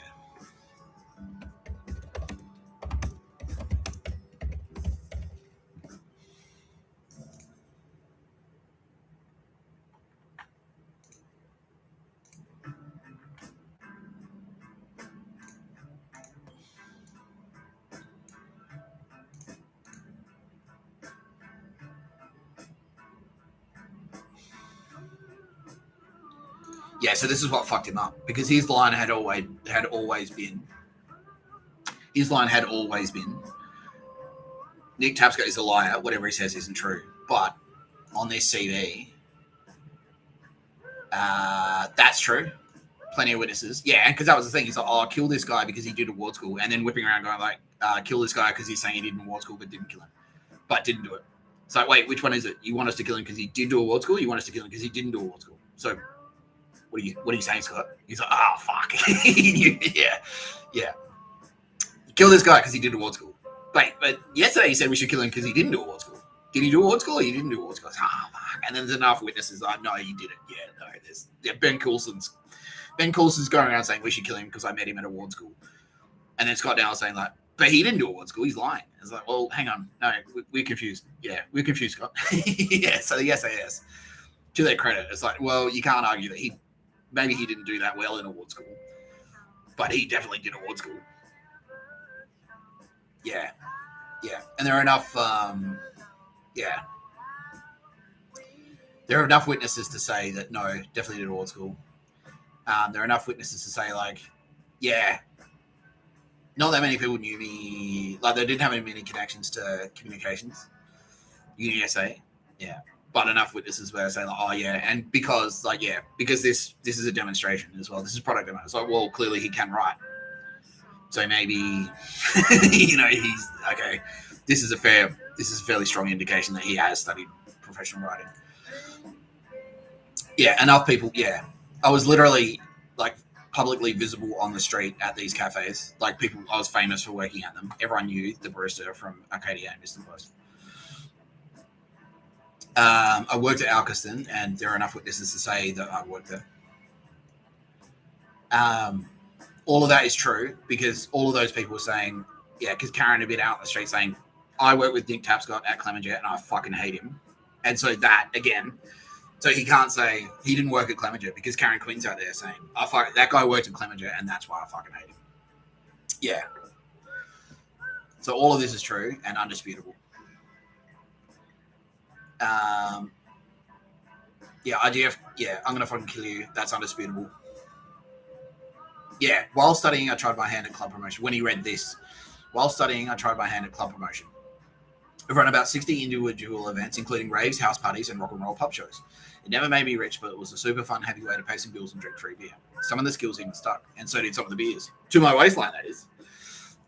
And then it was that line, and then this, where I talk about the problem. The letters IGFKY, my band's name, stand for I'm gonna fucking kill you. Most people in the Adelaide music scene reacted in the same way you just have and wrote us off as being dumb bogan metal. Solution: sign us up to the local folk music open mic under the pseudonym I Want to Hug and Kiss You, and force people to listen. This would also communicate the core brand value of we're punk rock and we don't care. Result: everyone loved it and we take it more seriously from then on. After this, we were booked to support the band Die Die Die, who also loved it. So much, in fact, they made us their number one MySpace friend and told everyone they knew in Australia how awesome we were. And then nothing happened, so I moved to Melbourne. Yeah. So when he read that, he's like, that's the same fucking guy. That's the same fucking guy. And that's when, yeah. So they were already trying to kill me before that. Then after he read that, he's like,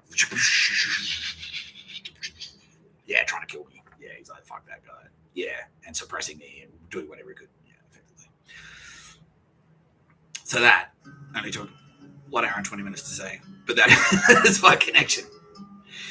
That is an extra revelation of how Scott now, the East German Stasi secret police connection embedded in the Australian SAS, who is also Hamas, was trying to suppress and or murder Mr. Tapscott.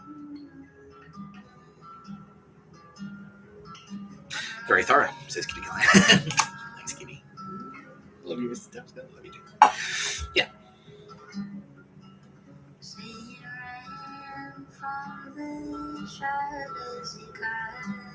So, but we've got more cocksmokers to expose. I'm going to take a leak.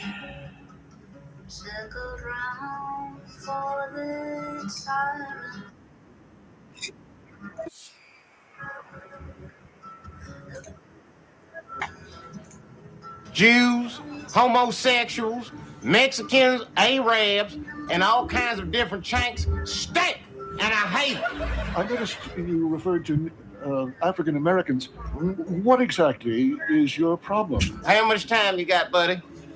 Where would I start? Well, first of all, they're lazy, good-for-nothing tricksters, crack-smoking swindlers, big butt-having, wide-nose breathing all the white man's air. They eat up all the chicken. They think they're the best dancers, and they stink. Did I mention that before? Yes, I believe you did, sir. Matter of fact, my friend Jasper told me one of them coons came by his house to pick his sister up for a date. He said, look here, that there's my girl. Anyone has sex with my sister, it's going to be me. You've never left this property, have you, Mr. Bigsby? No, sir, not in many years. What if I were to tell you that you are an African American? Sir, listen, I'm going to make this clear. I'm in no way, shape, or form involved in any of them. You understand? Yes, sir, but... But nothing. Now, if you'll excuse me, I have a book signing to go to. Why don't you bring your media cameras over there if you want to see some real truth? And Clayton Bigsby, black white supremacist, ventured out into an unsuspecting world. That's actually Kitty Callahan's Space Magic saying that's you, Mr. Tapscott, because you're in that white supremacist world. You didn't, but you're a black guy, and you didn't realize you're being suppressed. They fucking hated you, and you didn't realize. And you were trying to be one of them. You were trying to work in advertising, and you were trying to be in the rave scene, and you were trying to be an undrunketed dude working in a restaurant. But they all fucking hated you because you're a black guy. You didn't realize it. You thought, yeah, you're blind. Yeah. Yeah. I'm fully on board for the East German agenda. Yeah.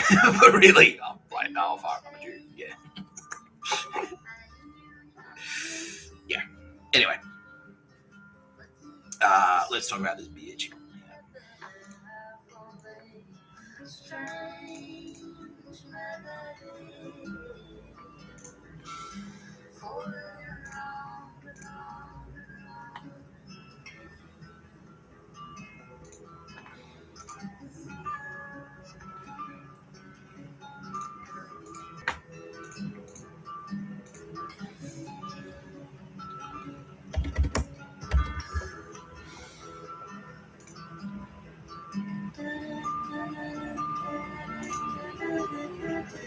Yeah. Tara Ford. She has been trying to murder Mr. Tapscott. She's been trying to murder Kitty Callahan since 2007. She's been trying to murder Tara Bennett since 2003. Really? 2003? You were like 13 in 2003. What the fuck?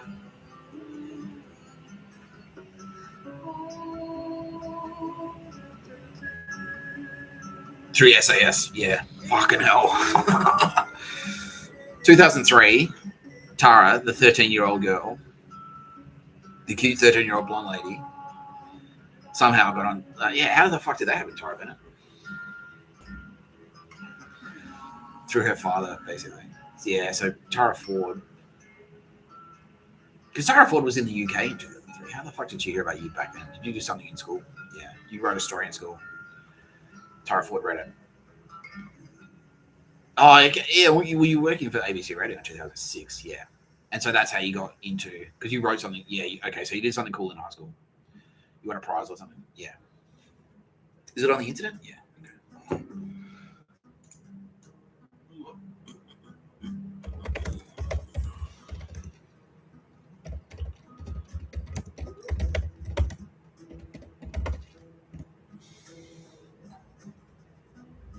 I love my mother. I love my father. Okay. Right. I love my sister. I'm jealous. No. No, of course not, sweetheart. Never get jealous. I bought this gift. No, Alex, like, no. It's just like, oh, I wish I win an award. Yeah, it just makes me feel bad that I've never won an award. That's all. Yeah. So no, it's not. I don't hold it against you. Like, I'm just like, oh. Yeah. Well, I would. Yeah. But no, you know me, Tara Bennett. Yeah. Why don't I? If I would have run, I would have run in the opposite direction if I was going to get jealous of you. It was the opposite. It was like, oh fuck, she's amazing. Yeah. Okay. Yeah. Okay. So Tara Bennett won one of these. I am a rock. Riser. Yeah. Okay.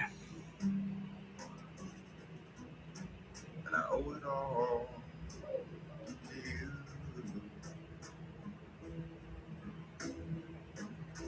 This guy. I saw a gold ring at the bottom of the river, glinting Yeah. at my foolish heart. Did that creepy Beto try to? Okay. Oh, my Yeah. foolish heart. Yeah. No. Had to go diving, Okay. Let's see.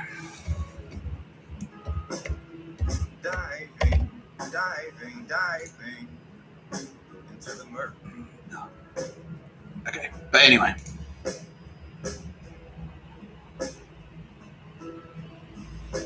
From the bottom of the river, I I looked up for the song,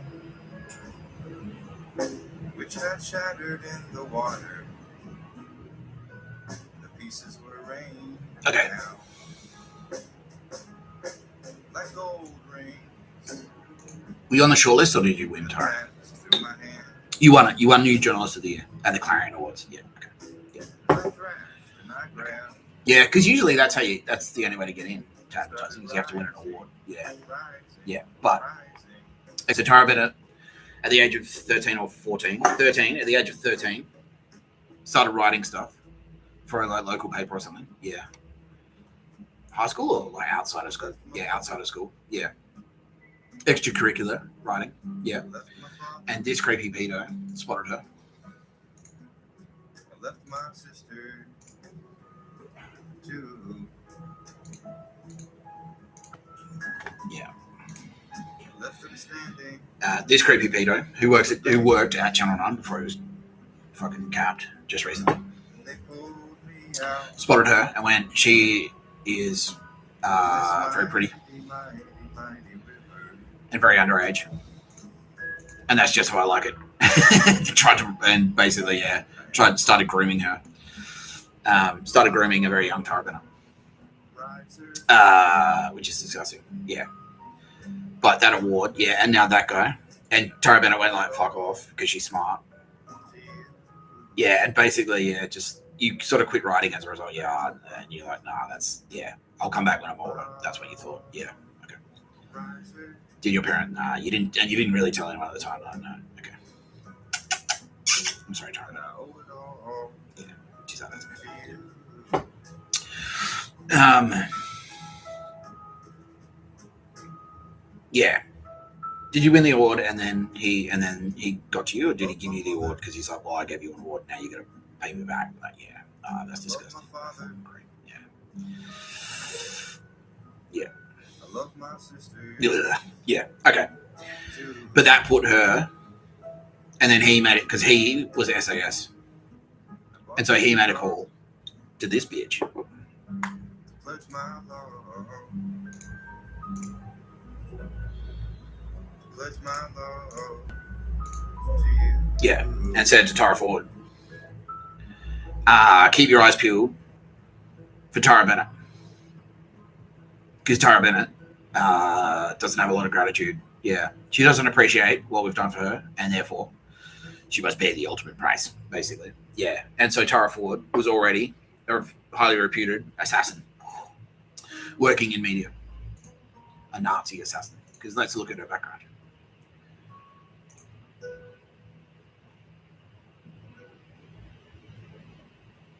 Yeah, so she's in London.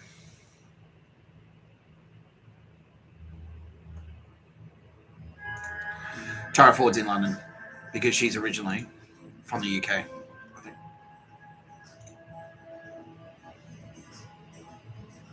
Oh, no.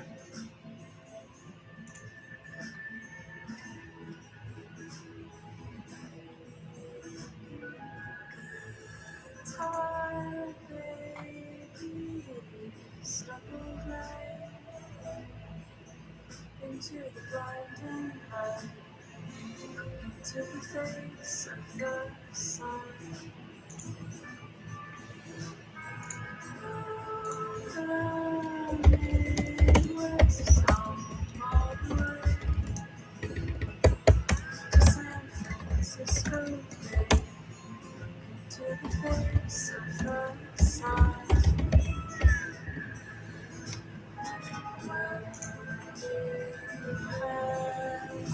Yeah. No, she is originally from Australia. She's originally an Australian. Yeah, she's worked in Melbourne and Amsterdam. Yeah, okay.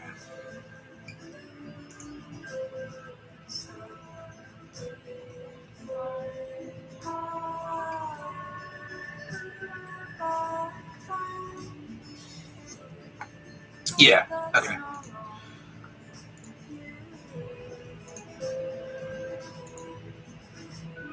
Right. So Tara Ford is still spending time. She's from Australia. And now Tara Bennett's saying she's actually from Queensland as well. So Tara Ford is from Queensland. Yeah. But she's travelled around. So where's that Monash University?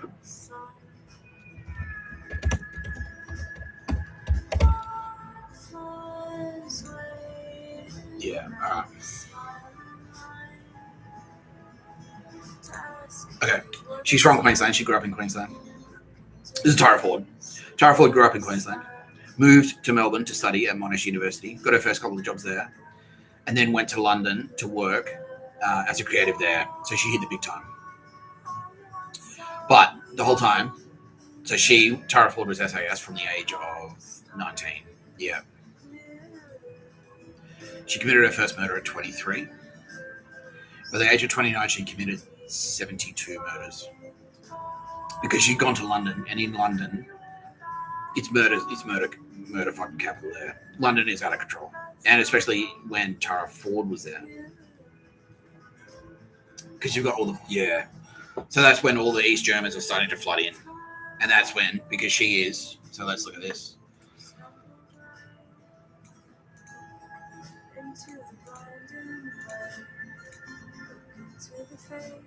Okay, so just to refresh your memory. That is what she looks like.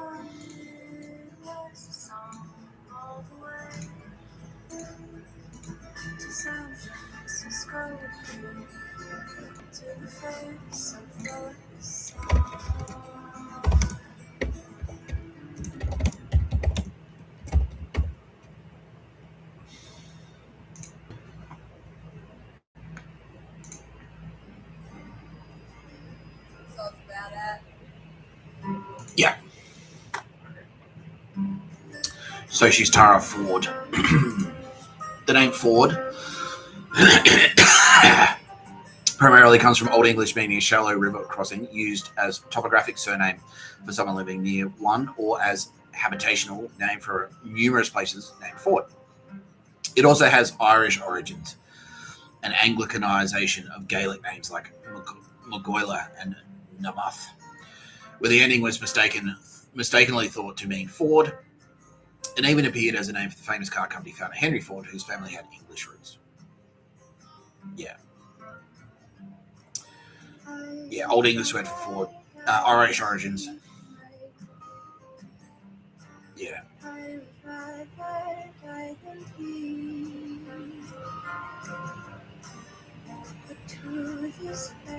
So basically, yeah, it's an Irish surname. So again, he's Tara Ford.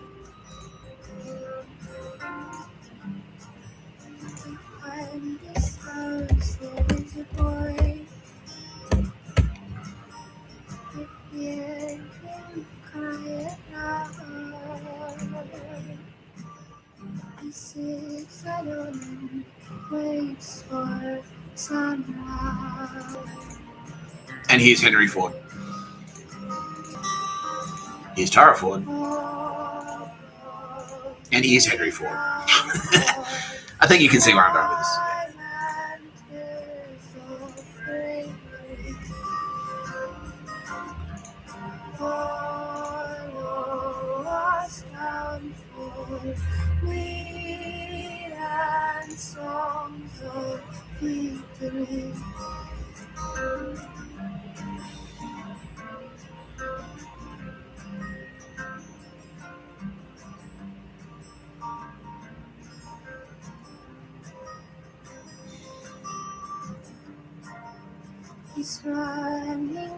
Yeah, they're Nazis. Henry Ford was born in July 30, 1863 on a farm in Springwells Township, Michigan.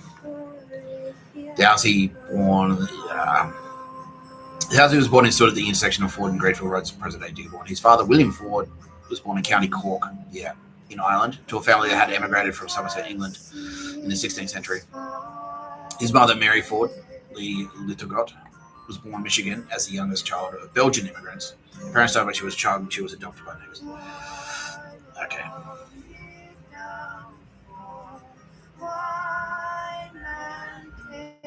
Henry Ford's siblings were John Ford, Margaret Ford. That's important because Margaret Ford. So these are his sisters, Margaret Ford, Jane Ford, and he's got a brother called William Ford. and another brother called Robert Ford. But Margaret Ford,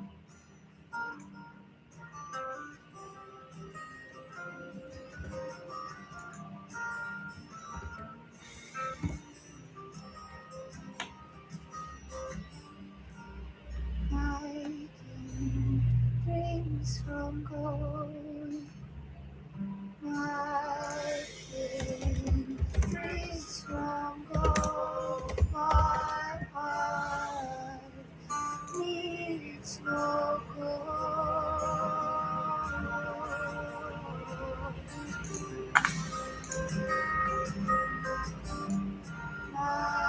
yeah. Dreams from gold. Margaret Ford had one child, Mary Catherine Roddyman. Yeah. Anyway, the point I'm trying to make there is that Tara Ford is kind of related to Henry Ford, and Henry Ford is one of the dodgiest Nazis of all time. And so is Ford Motor Company to this day. Yeah. Now, I'm not saying that like the grandchild of someone is responsible for the crimes of the grandparent. Let's just call it like fucking supporting background evidence, right? It is a little bit circumstantial, but considering what we know about everyone else involved in advertising and everyone else who's in the SAS, because Tara Ford, look at her career. She's right up there with Barbara Humphries. She's higher up. She makes more money than Barbara Humphries. She makes about 50% more than Barbara Humphries. Yeah, we can. So chief creative officer of Droga 5 UKI. That makes her one of the most powerful advertising executives in the world. Yeah.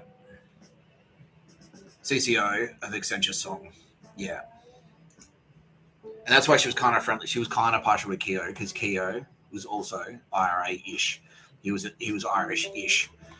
But she didn't really like him that much because he did most of his killing for Andromeda. And he wasn't in the SAS.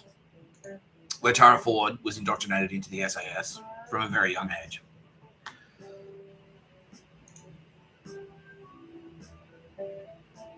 Yeah, CCO DDB in 2019. She's a CCO. She's a CD at TBWA. She goes from ECD to CCO in the space of 2 years, which is quite a jump. Yeah, she's WK. She didn't stay there very long. But yeah, all of this experience in London, that whole time, from 1999 to 2004. So that's when Scott Nowell was in Melbourne. So that's where she's doing she's cutting her teeth on her murderousness.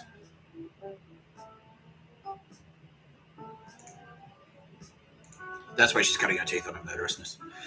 At the end of her life, she had murdered 724 people, according to Kitty Callaghan. 724 people. Yeah. That's Tara Ford. Yeah. And by that we mean she'd either murdered them herself or ordered their deaths. Now, if you remember me saying the other day, when Tara Bennett bought a house, provider house Hobart, and someone rang up her dad and said, "Did you authorize that? Did you buy her that house?" That was Tara Ford that made that phone call. Yeah. "Did you buy her that house, Steve Bennett?" And he's like, "No." He's like, "Well, would you have a problem if she disappeared?" He's like, "No." Yeah. That was Tara Ford. Because Tara Ford's been, like I just said, Tara Ford's had Tara Bennett under surveillance. And it didn't help that both their names were Tara, by the way. She's like, "I don't need another fucking Tara out there tarnishing my brand." Yeah.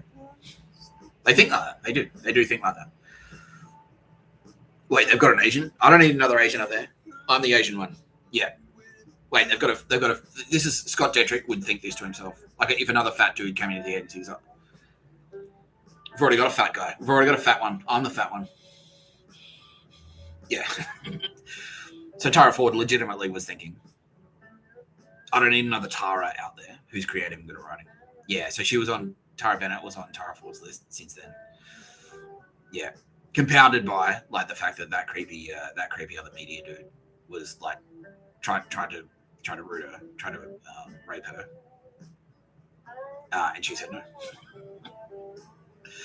And so he made a call to Tara Ford, heads up. Here's one you might want to keep your eye on. So Tara Ford has tried to kill Tara Bennett 632 times. Yeah. Thwarted half the time via space magic and half the time via the military grade protection that Tara Bennett's had since the age of 15. When intelligence was circulating that she was a target for pedophiles and she resisted them. And like the Australian the AFP and the Australian Criminal Investigation Commission had her under secret protection since then. They're like, okay, she's smart, she's award winning, she's very pretty, she's going to be a target for predators. Let's keep an eye on her. And then they pick up intelligence saying that the SAS is like putting hits out, like talking about trying to whack her. So they put counterintelligence out there saying like, she's being protected by powers you don't understand, and if you try that, we'll kill you. Yeah. I'm now being told that 27 potential assassins have died in the attempt to kill Tara Bennett. All set by Tara Ford. Yeah.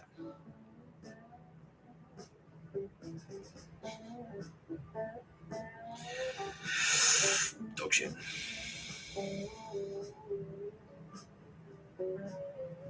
Absolute dog shit. Yeah. Now, Kitty Callaghan has been on Tara Ford's radar since 2019 when Kitty Callaghan was working at Vogue. And Tara Ford, didn't really know about you before that, did she, Kitty Callaghan? And then someone recommended it. So, who's a good photographer? Like, what about this chick, Kitty Callaghan? And she looked into her and like looked at her stuff, looked at her art, looked at her cool friends. Looked at her art, looked at her cool friends, saw how pretty she was, saw how talented she was, and decided on the spot, I'm going to kill her. I'm going to kill her. Yeah. Tara Ford attempted to murder Kitty Callaghan 73 times. But again, now, and because at this stage, they're like, look, they said the same thing. It's like, Kitty Callaghan's on the same list, you fucking stupid bitch. You won't get to her. And she knows by now, it's like, oh, fuck, if they say that, they're serious and it's hard. Yeah. Like, you can't get to, I haven't been able to get to Tara Bennett, and so I probably won't be able to get to Kitty Callaghan, but I'll try anyway, just in case. Who knows? Yeah, it'll be like a Hail Mary assassination attempt against Kitty Callaghan. Like, maybe I'll get lucky, who knows? Yeah. You dumb bitch. Yeah. Now, Mr. Tapscott has been on Tara Ford's radar since before the CV, since his award school application. Around the same time as I was on Matt, because she saw it, at the same time Matt Burton saw it and thought the same thing. Fuck that guy. I fucking hate him. Yeah. I fucking hate this guy. Yeah. And then when the CV came out, she was like, steam coming out of her ears, like the whole bit, And then she read Burnt Out. She's like, oh, fuck, how can I hate him more? How can I hate him even more? Yeah, and I was trying to connect with her on LinkedIn and shit. She just wouldn't accept my fucking connections. Sending her my CV and stuff like that, like trying to get in there. Yeah, and she's like, nah. She just like wouldn't engage with me. And I'm like, oh, what have I done? It turns out she was trying to murder me. Yeah, and then she was watching me. She watched me get a job at SAS. She's like, he would never get a job. And then I got a job at SAS training. She watched my work and she's like, fuck, he can never get it. Yeah, he can never get into advertising because if this guy gets into advertising, he'll take all our jobs. And then she saw me get a job at Apparent in Sydney. She saw me go from Melbourne to Sydney, and that made her fucking furious. Yeah. That made her absolutely fucking infuriated. And that's why, because I was doing my best writing at, because that's the thing, I was living on Riley Street, and I'd take my iPad, and that's why they have such a stick up, the SAS have such a stick up their ass about Mr. Tapscott having an iPad. They hate that I have a tablet. They hate to see me writing on a tablet in public at a cafe, writing on a tablet. They fucking hate it because they know that that's where I do my best work. Yeah, because she had intelligence, so she had spies report to her that Nick Tapscott lived at Riley Street. Yeah, he lived on Riley Street and he went to get breakfast at Reuben Hills, and he'd go there and drink coffee and write stuff. And Reuben Hills is where I wrote Sunbaked, the one about the spaceship captain and the cookie. And it's also where I wrote Grown Up, the one about the guy, like David and Gary. David tells Gary to get fucked, and like, yeah, that one. Yeah. So she knew that when I went there, and if it was a combination of Nick Tapscott, his iPad, and Reuben Hills, and when I was writing well-connected stuff there, when I was going there to write well-connected stuff, articles for well-connected, and it was like blowing up the internet, all of this shit was fucking making her furious. And so she actually, what she did is she got the SAS in there. So the SAS infiltrated Reuben Hills. Reuben Hills was pictures of a bird, but it was actually pictures of a bird, SAS. It wasn't pictures of a bird, Australian Signals Directorate. And so she had SAS agents in there, or soldiers, or whatever the fuck you want to call them, specifically there to stop me from writing stuff. Yeah, they're like, if he's in there and he's writing stuff, like, kick him out, like, basically. Yeah, like, do you want anything else? You've been in there a bit, like, you're just going to order one coffee, like that type of thing. Like, I remember I was in there, and this is straight after the letter to Meredith. I went in there, and I like to have a friendly interaction. Yeah, and she pulled out all the staff who I was friendly with, and made sure that the chumps that went in there instead were really unfriendly and just assholes. Yeah. Yeah, and some guy, like, I'm there, like, writing, and some guy's like, kabang, kabang, stacking glasses, like, really loudly next to my head. Yeah, employing all the exorcism stuff. I'm getting fucking Havana syndrome while I'm in there. Yeah, the whole bit. The whole fucking bit. Yeah. Yeah.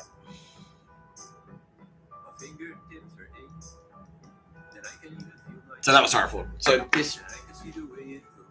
this Chromebook, it drove them batshit nuts. The second time I got out of jail, they knew that I had like $5,000 in my account. It was like a tax return that had come through while I was in prison. And so they're well, and this is where they're still clinging to the delusion that I'm in the SAS. And so they're like, oh, well, go and buy a laptop. And they knew the one they wanted me to get. Go to JB Hi-Fi and buy a laptop. And I went in there, and the one they wanted me to get was like $2,500. And it was hot as shit. And I'm like, well, instead of that, I'll buy this Chromebook for $400 instead. And then they saw me and they realized what it was. It's a fucking tablet. Like, it sits on a desk, and it used to have a keyboard attached to it. It used to have a front-facing keyboard, and then you flop it down. It's like, fuck, he's got a tablet with a keyboard. Fuck.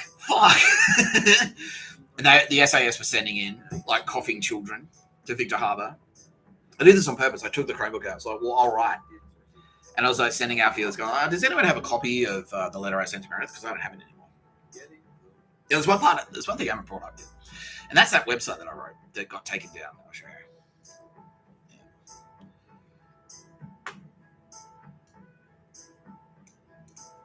Yeah, anyway. But I had a tablet with a keyboard, and they were like, fuck. And that was her. Like, stop him. Stop him. Yeah. Now, she realized as well that she couldn't kill me. Because obviously, like, yeah, she tried in jail. She tried to have me murdered in jail, like, about 17 times. Yeah. She wasn't across, like, all the dog shit extra stuff. That was Joe Biden, CIA. That was dog shit Joe Biden, CIA, Skull and Bones. Like, keeping me in jail for as long as possible. That was them. But in those jails, the SAS have goons in all of those jails. So I went from, like, I was just supposed to be in Silverwater for 2 months. But I went from Silverwater. She had goons in Silverwater who were ordered to whack me. They didn't. They just didn't do it. And then John Morini, they had goons in there who were ordered to whack me. And again, they just didn't do it. Yeah. And at Clarence and at Kempsey, yeah. They had goons everywhere. Yeah, like, if you see that Nick Tapscott guy, take him out. Yeah. And it didn't happen. Yeah, so some shit. Yeah, and at Wellington, yeah, she had goons there as well. Yeah, so when I got this book and I was writing on it, they're like, fuck. And the reason it doesn't have a keyboard now is because that Tara Ford, via Telstra goons, hacked the keyboard so it wouldn't work. Yeah, so I just threw it away. But I kept the Chromebook. I just threw the keyboard away. Because it's just a tablet. That's it. This is just a case. That's all it is. That's the actual computer. Yeah. It drives them spastic that I still have this. Especially considering that it's been countered, it's counter-tagged. It's technology constructed by fucking Mossad to counter-hack you fucking dog shit bitch. Can she hear me from hell? All of a sudden. Yes, she can. Yeah. Yes, she can, Mr. Tapscott. Oh, this is for you, Tara Ford. And one more, because I don't think you're taking me seriously yet.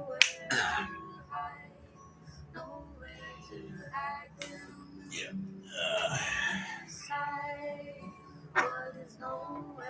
That's gonna hurt. Yeah.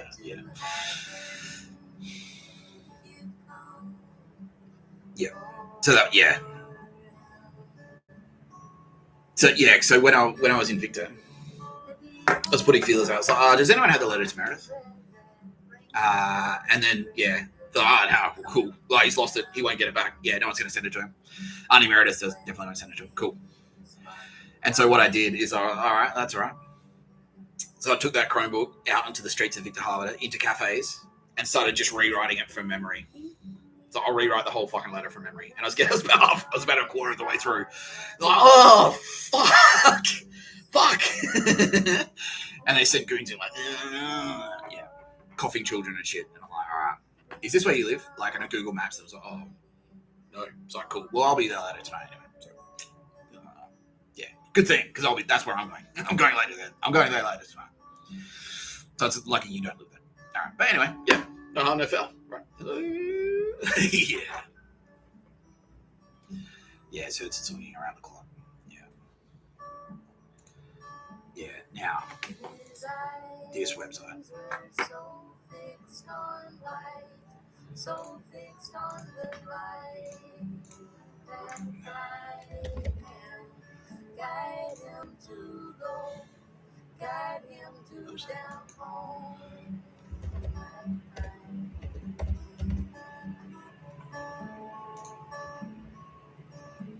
Yeah.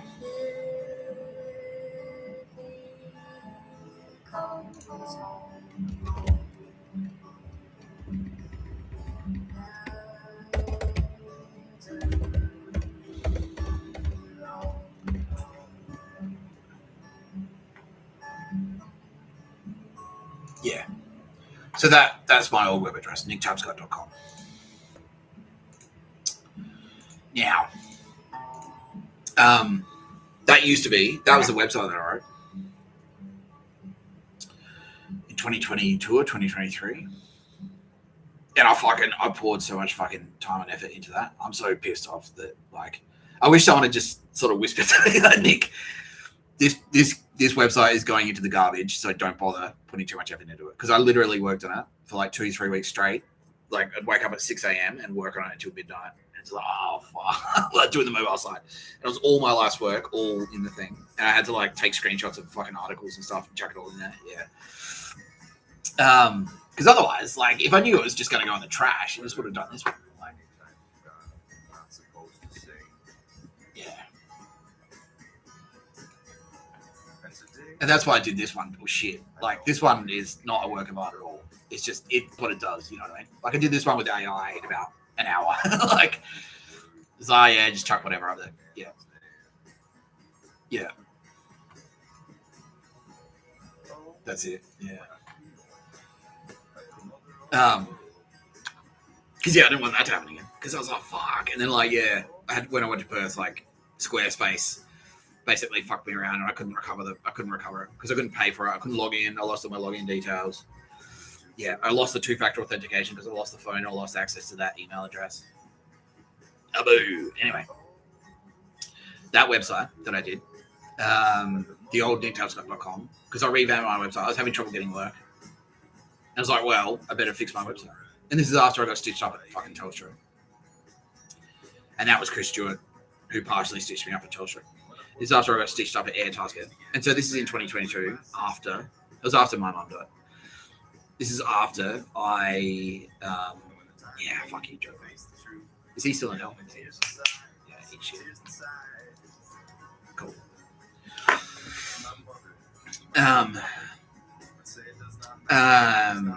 So this is after 2021, like when the turbos were like,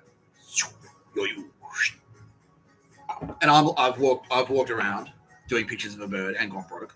And I'm flat broke. And I'm like, well, and everyone's sort of saying the same thing. It's like, well, no, now you're Jesus guy. You're Jesus guy now, Mr. Tapscott. Don't forget, everyone, that I'm richer than you.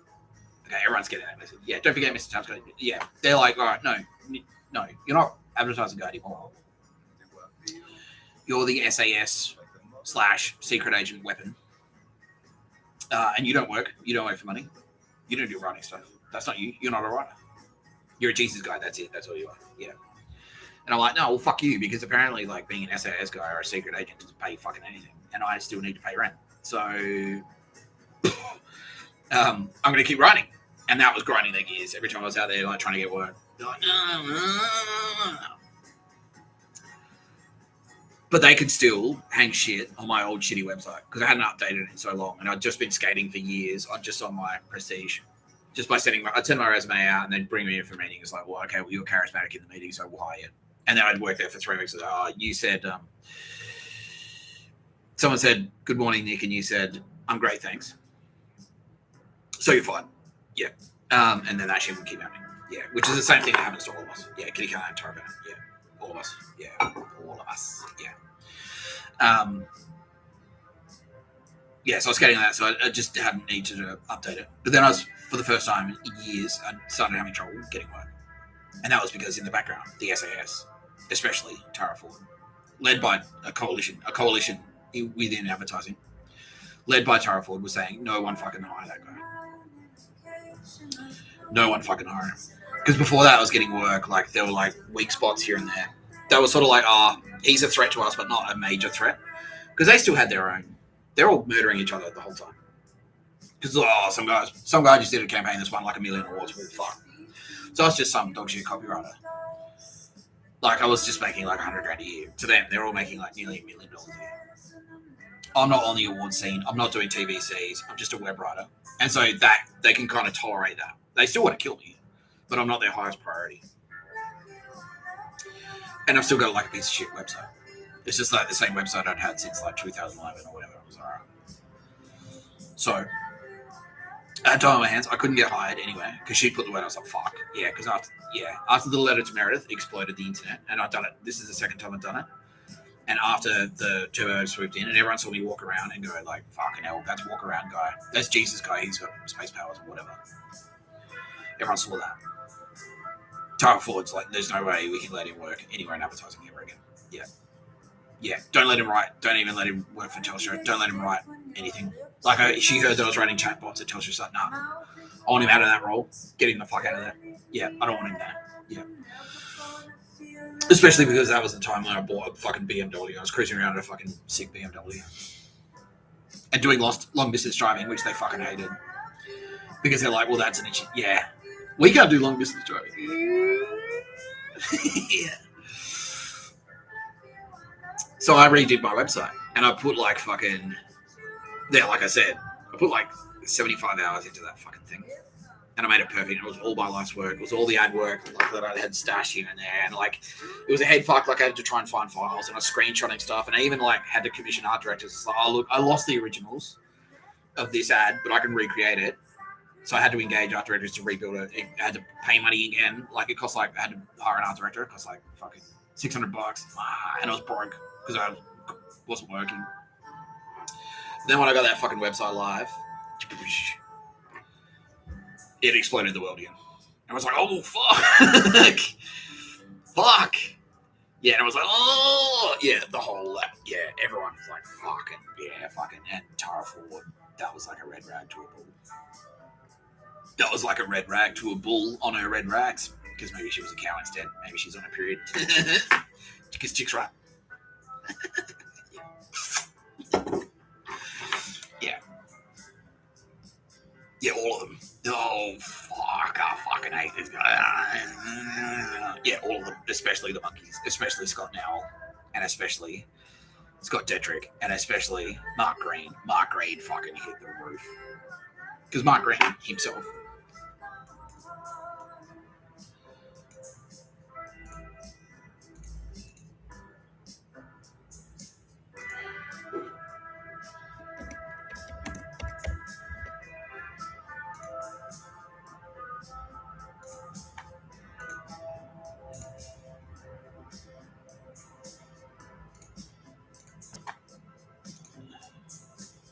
Mark Green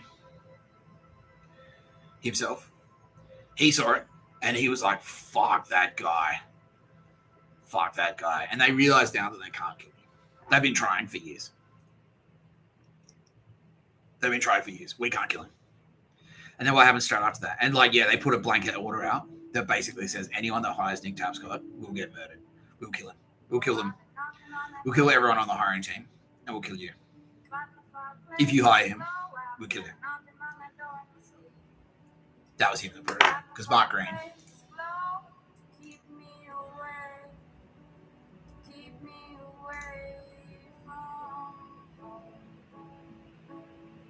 Papa, get the rifle from its place above the French doors.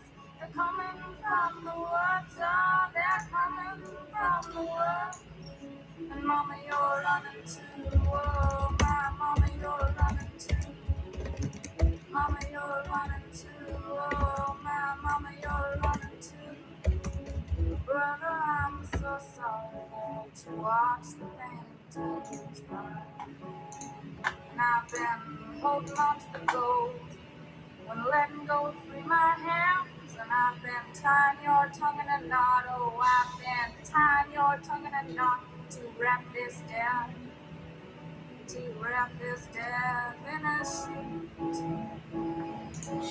And Papa, get the rifle from its place above the French doors. They're coming from the woods, oh, they're coming from the woods. And Mama, you're running too, oh, my Mama, you're running too. Mama, you're running too, oh, my Mama, you're running too. Brother, I'm so sorry to watch the paintings burn. And I can't have those dirty pads down there carpet anymore. No, I can't have the dirty pads down there carpet anymore. There were too many heavy boots, there were too many heavy boots, there were too many heavy boots, and there were too many big black boots, and there were too many little brown shoes. Marshall. So I'm counting it to the sky, oh, I'm counting it to the sky.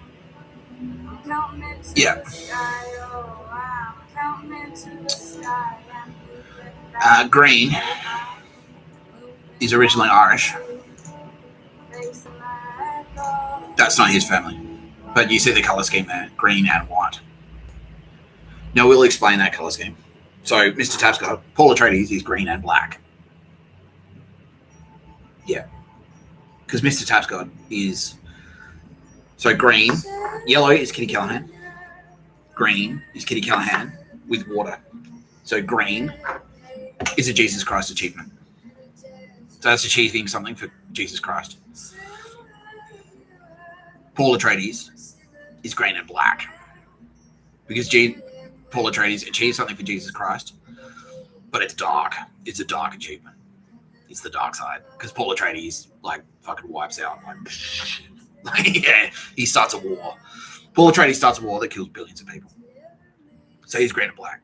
Green and white is a Jesus achievement on the light side. And that's why it's traditionally the color of the Catholic Church. Because, like, they always think that, oh, we're doing the right thing. It's God's wishes that no one swears, no one drinks. That 100 million fucking South Americans are wiped out by smallpox spread by our conquistadors. And also, the Pope is a great idea. And also, the fucking Spanish Inquisition is awesome. Yeah, so the Spanish Inquisition, they would be green and white. That's the Spanish Inquisition. That's Ireland. That's why it's Irish colours.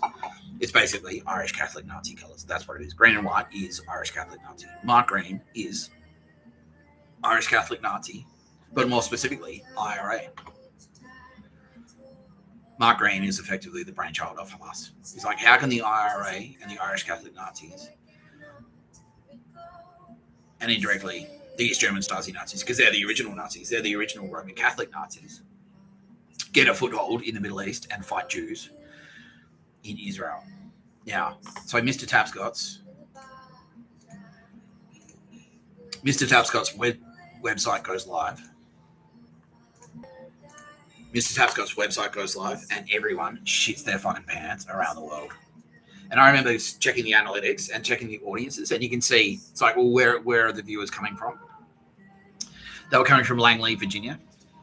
They were coming from Berlin. They were Munich and Berlin. That's where they were coming from. There was a lot of them in Sydney, and there are a lot of them in Ireland and South Africa. That's where the viewers were coming from. And it was all this network. It was this network lighting up, going, fucking this fucking cunt. This fucking cunt. And also, they now suspected, or they knew for sure, actually, because Mossad had put their head up and said, like, he's under, yeah, he works for us. Because everyone's clamoring over who Mr. Tapscott works for. Everyone's clamoring over who Mr. Tapscott works for. So, he's SAS, and he's also DARPA, and he's DARPA's tech, but he's also CIA, and also Australian Signals Director at Pictures of a Bird Specialist. Plus this, and the ADF, he's ADF reservist, working for $0. Yeah, we'll come back to that in a second. Yeah, he's all these things. So that's micro. Yeah, and then after, Mossad knew that my mum was murdered. They didn't tell me, but they knew it. They're like, fuck that. Well, that's highly suspicious. Looked into it. It's like, yeah, sure enough, it was McGrath. McGrath, Australian Signals Director at Faction, murdered her. Yeah. And the Australian Criminal Investigations Commission as well. Because now I'm fucking red hot. And they're running interference on basically everything. Yeah. They've got like roads blocked off and shit. Yeah. They've got like roadblocks and stuff around my house. Yeah. So they're like monitoring the approaches of both the back door of my apartment and the front door of my apartment. Yeah. Just to keep tabs on everyone. Yeah. Yeah. They've got military personnel in the fucking cross there specifically to guard me. Yeah. They got plainclothes IDF. Special forces. Yeah. Krug McGrath specialists ready to jump out and fucking snap someone's neck if they fucking come within, like if they try and attack me physically. Yeah. Yeah. So around the time my mother died, and I got fired from air task, and so okay, so yeah, they're gonna start, if they can't get to him, they're gonna start murdering his family. Right. Mossad put the word out. It's like, all right, Mr. Tapscott is being protected by Israel, and he's being protected by Mossad. So fuck off, back off, you fucking spastics. You know how fucking, because every intelligence service in the world is scared of Mossad. Yeah, so back off, you fucking spastics. Yeah. So I publish my new website. Mark Green sees it. Mark Green shits his pants. They all shit their pants. Worldwide, they shit their pants. Like, fucking look at this. Fuck. And it was all this work that they had no idea that I'd done. Because I'd never been on any award circuits or anything like that. And I just quietly, like, collected it over the years. I'd do, like one or two good things a year, which no one would really see, but I'd have it. I'd have the files. No one would really talk about it, because Campaign Brief wouldn't publish anything about it. No one would talk, like, I couldn't get any press about it. No one would get out there and go, because all of these guys, yeah, they're victims of their own egos, because they all get out there and they all pee other shit. Whenever they publish work, they put it into they do a case study. They'll spend $10,000 on a case study, professionally cut, like, video, get it into every award in the world, win, go around all the award shows, go around get fucking press coverage in all the fucking media magazines, Campaign Brief, Ad News Australia, fucking Campaign in the United States, Little Black Book in the United Kingdom. But Mr. Tapscott has never done any of that. And so when he publishes his website that's full of this work that's fucking mind-blowing, according to Kitty Callaghan, she's like, yeah, it was fucking sick, bro. Yeah, it was fucking sick. And don't worry, we'll get your website back for you. Cool, thanks. And the headline I had on it was like, arm yourself with a wordsmith and Wesson. And fuck, that line made them shit their pants. So I was like, fucking that line, fuck you. Yeah. Mark Green, and then after that, he's like, right, he puts an order out that says no one fucking hire Nick Tapscott. If they do, we'll kill him. And Tara Ford's in the background, like, yeah, I back that. Yeah, I say second, yeah, they all are. Like, yeah, fuck that guy. And they also know that I'm going fucking broke because they've turned off the tap. They tried the Hillary Badger thing. Hillary Badger saw the website and fucking nearly, like, was crying. Like, yeah, not nearly crying, but was crying. Yeah, he was crying. Yeah, what a bitch, right? Yeah. They know they've turned off the tap. They know I'm going fucking broke. Yeah. They know I've got a car, like I'm driving around a BMW, I've got a car loan. They know I've got credit cards. And so they're like, okay, cool. Well, it's only a matter of time before he's dead. He's dead in the water. Because no one's going to hire him. Yeah. But in the meantime, I finally get it. And they try to restrict my access to Centrelink.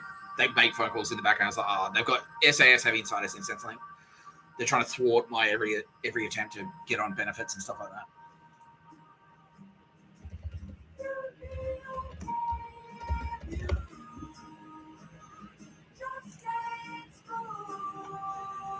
Yeah, they're trying to fucking thwart. They're trying to get me like, it's like, oh, I want Centrelink, and they're like, no, you can't have it because you've got too much money in the bank. I still had like $5,000 or whatever. They're like, cool, he's going broke, he won't get Centrelink. But when I got down to zero, they kicked me out of my apartment, and because I had secret turbo web support as well. I published that website, everyone fucking shits their pants. He puts the order out like, don't fucking hire him. I get kicked out of my apartment around the same time. I get a new, better apartment. I get on Centrelink, and Centrelink says, like, all right, how about you start your own business? We'll pay you the same amount of money to start your own business. Yeah, we'll pay you the same amount of money. Like, we'll give you a Centrelink benefit, and then any money that your business earns, you'll make money. And so as a freelancer, I've already got an ABN, so that's easy. So, well, I'm already doing that. So I just like jump through a few hoops, qualify for this thing, and I'll end up making a shit ton of cash. But they're like all the monkeys, all those fucking dog shit losers are confident now that I can't be touched. That I can't get a job. No, he's out of the industry. He's dead. He's dead in the water. He'll just fade away. That's it. He'll have to move back to South Australia with his parents. That's it. Like, yeah, and then we'll kill him there or whatever. We won't even have to pull him. Yeah, he'll kill himself. Yeah. But they weren't counting on Think Smart Marketing. Because Think Smart Marketing, quietly in the background, had been a B2B marketing agency. It was, yeah. And quietly, I worked on that, yeah. Had been a B2B marketing agency, like just doing like stuff for big tech. And so like and big banks and things like that. So it doesn't show up on any budgets. Like, they don't spend their marketing budgets. They're not big above the line consumer-facing marketing campaigns. They're small. They still pay well, but they're small B2B. So it's like Combank marketing to Adobe, shit like that. It's like enterprise level stuff. And so it's all hidden in the corporate jargon. Yeah. They don't even have their own office. So they don't even have their own agency. It's like they've got desks in another agency. So their street address looks like the address of another business, which is a startup, like a tech startup. So they're not on any radars. And Mr. Tapscott goes to work there as a freelancer at his freelance rate of $500 a day. Oh no, I was actually charging. No, I was getting more. I worked on all this stuff. Yeah, I was actually getting more. Yeah, I was getting $650 a day. Yeah, I was getting $650 a day to work for them. $650, yeah, 650 times 5.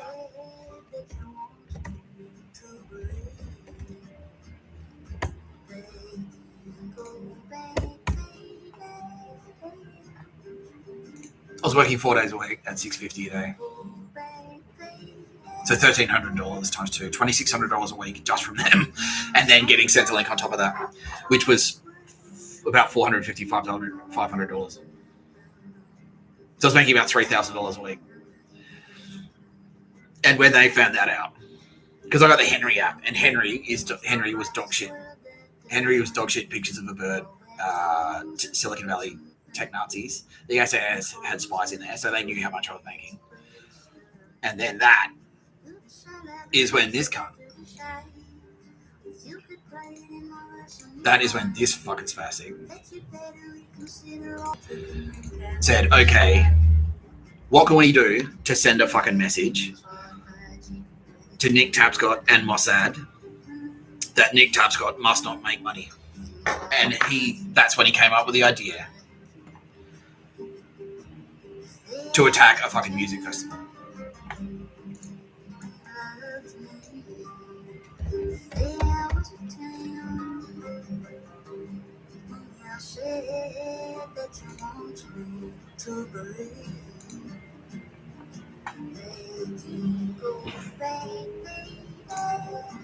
I started working at Think Smart Marketing.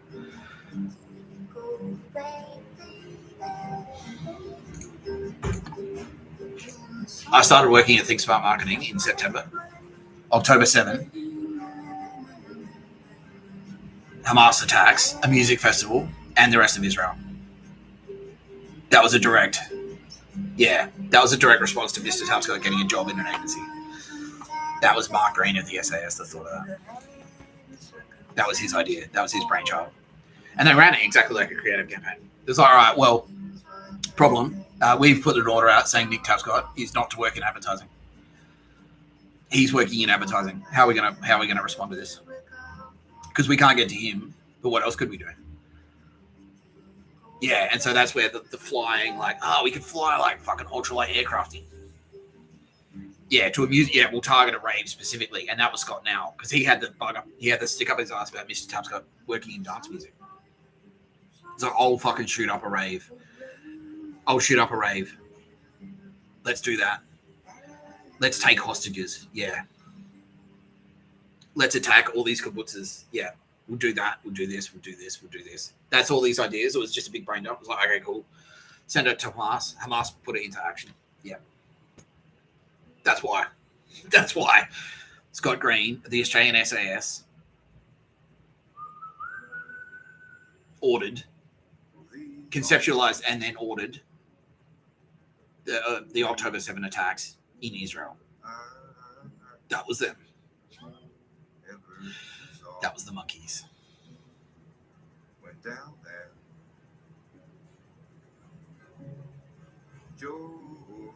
You've been watching No Pictures of a Bird, a podcast by Mr. Tapscott. Mr. Tapscott is going to be fucking rich, all right? This is why. If you fucking try and if you do some dog shit like the October 7 attacks to stop me from getting an income, you are a fucking terrorist.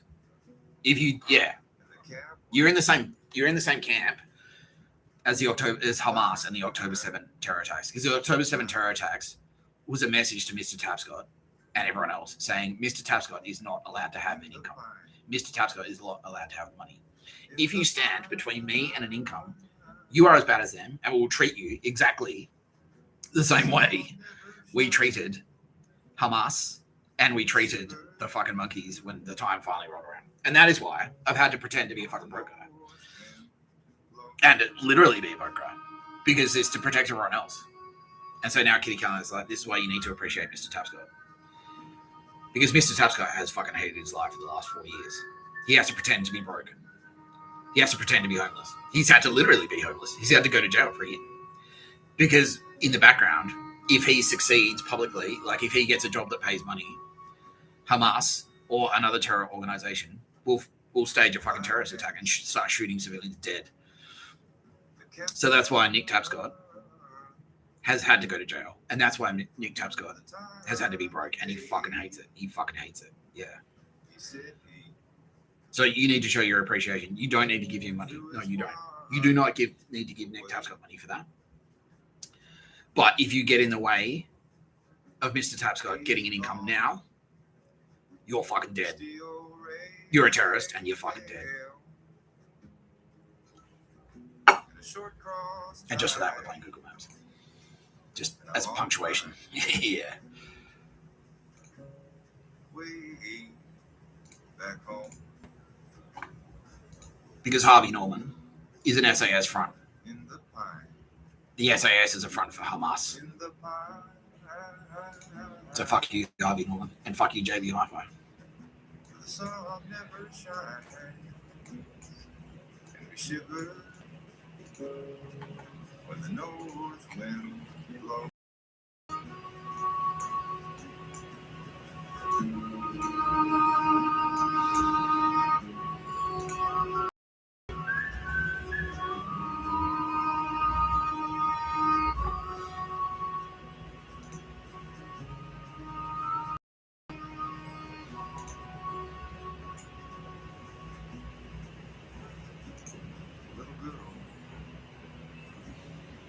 Little girl,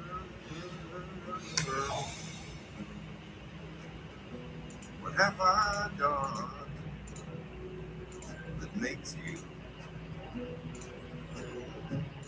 treat me this way? All right, bear with it. Bear with us. You have caused me to weep. You caused me to mourn. You caused me to leave my home.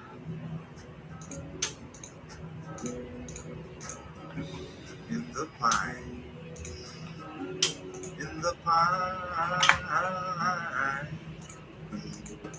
where the sun never shines, we shiver. Cold wind blows.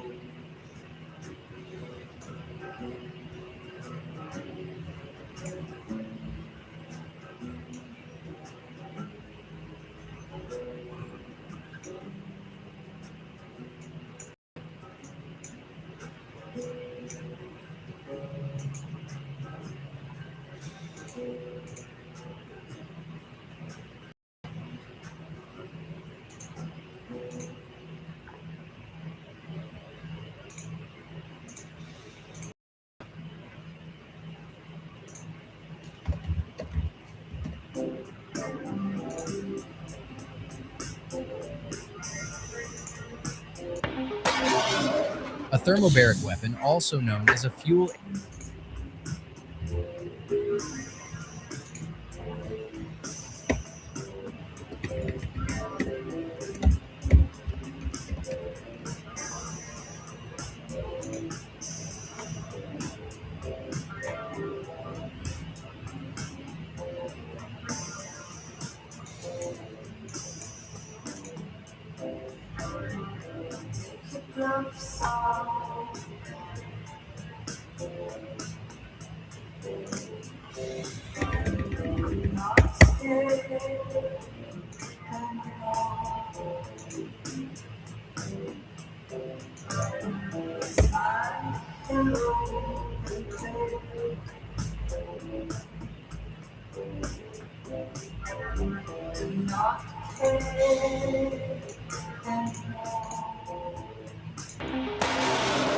A thermobaric weapon, also known as a fuel-air explosive.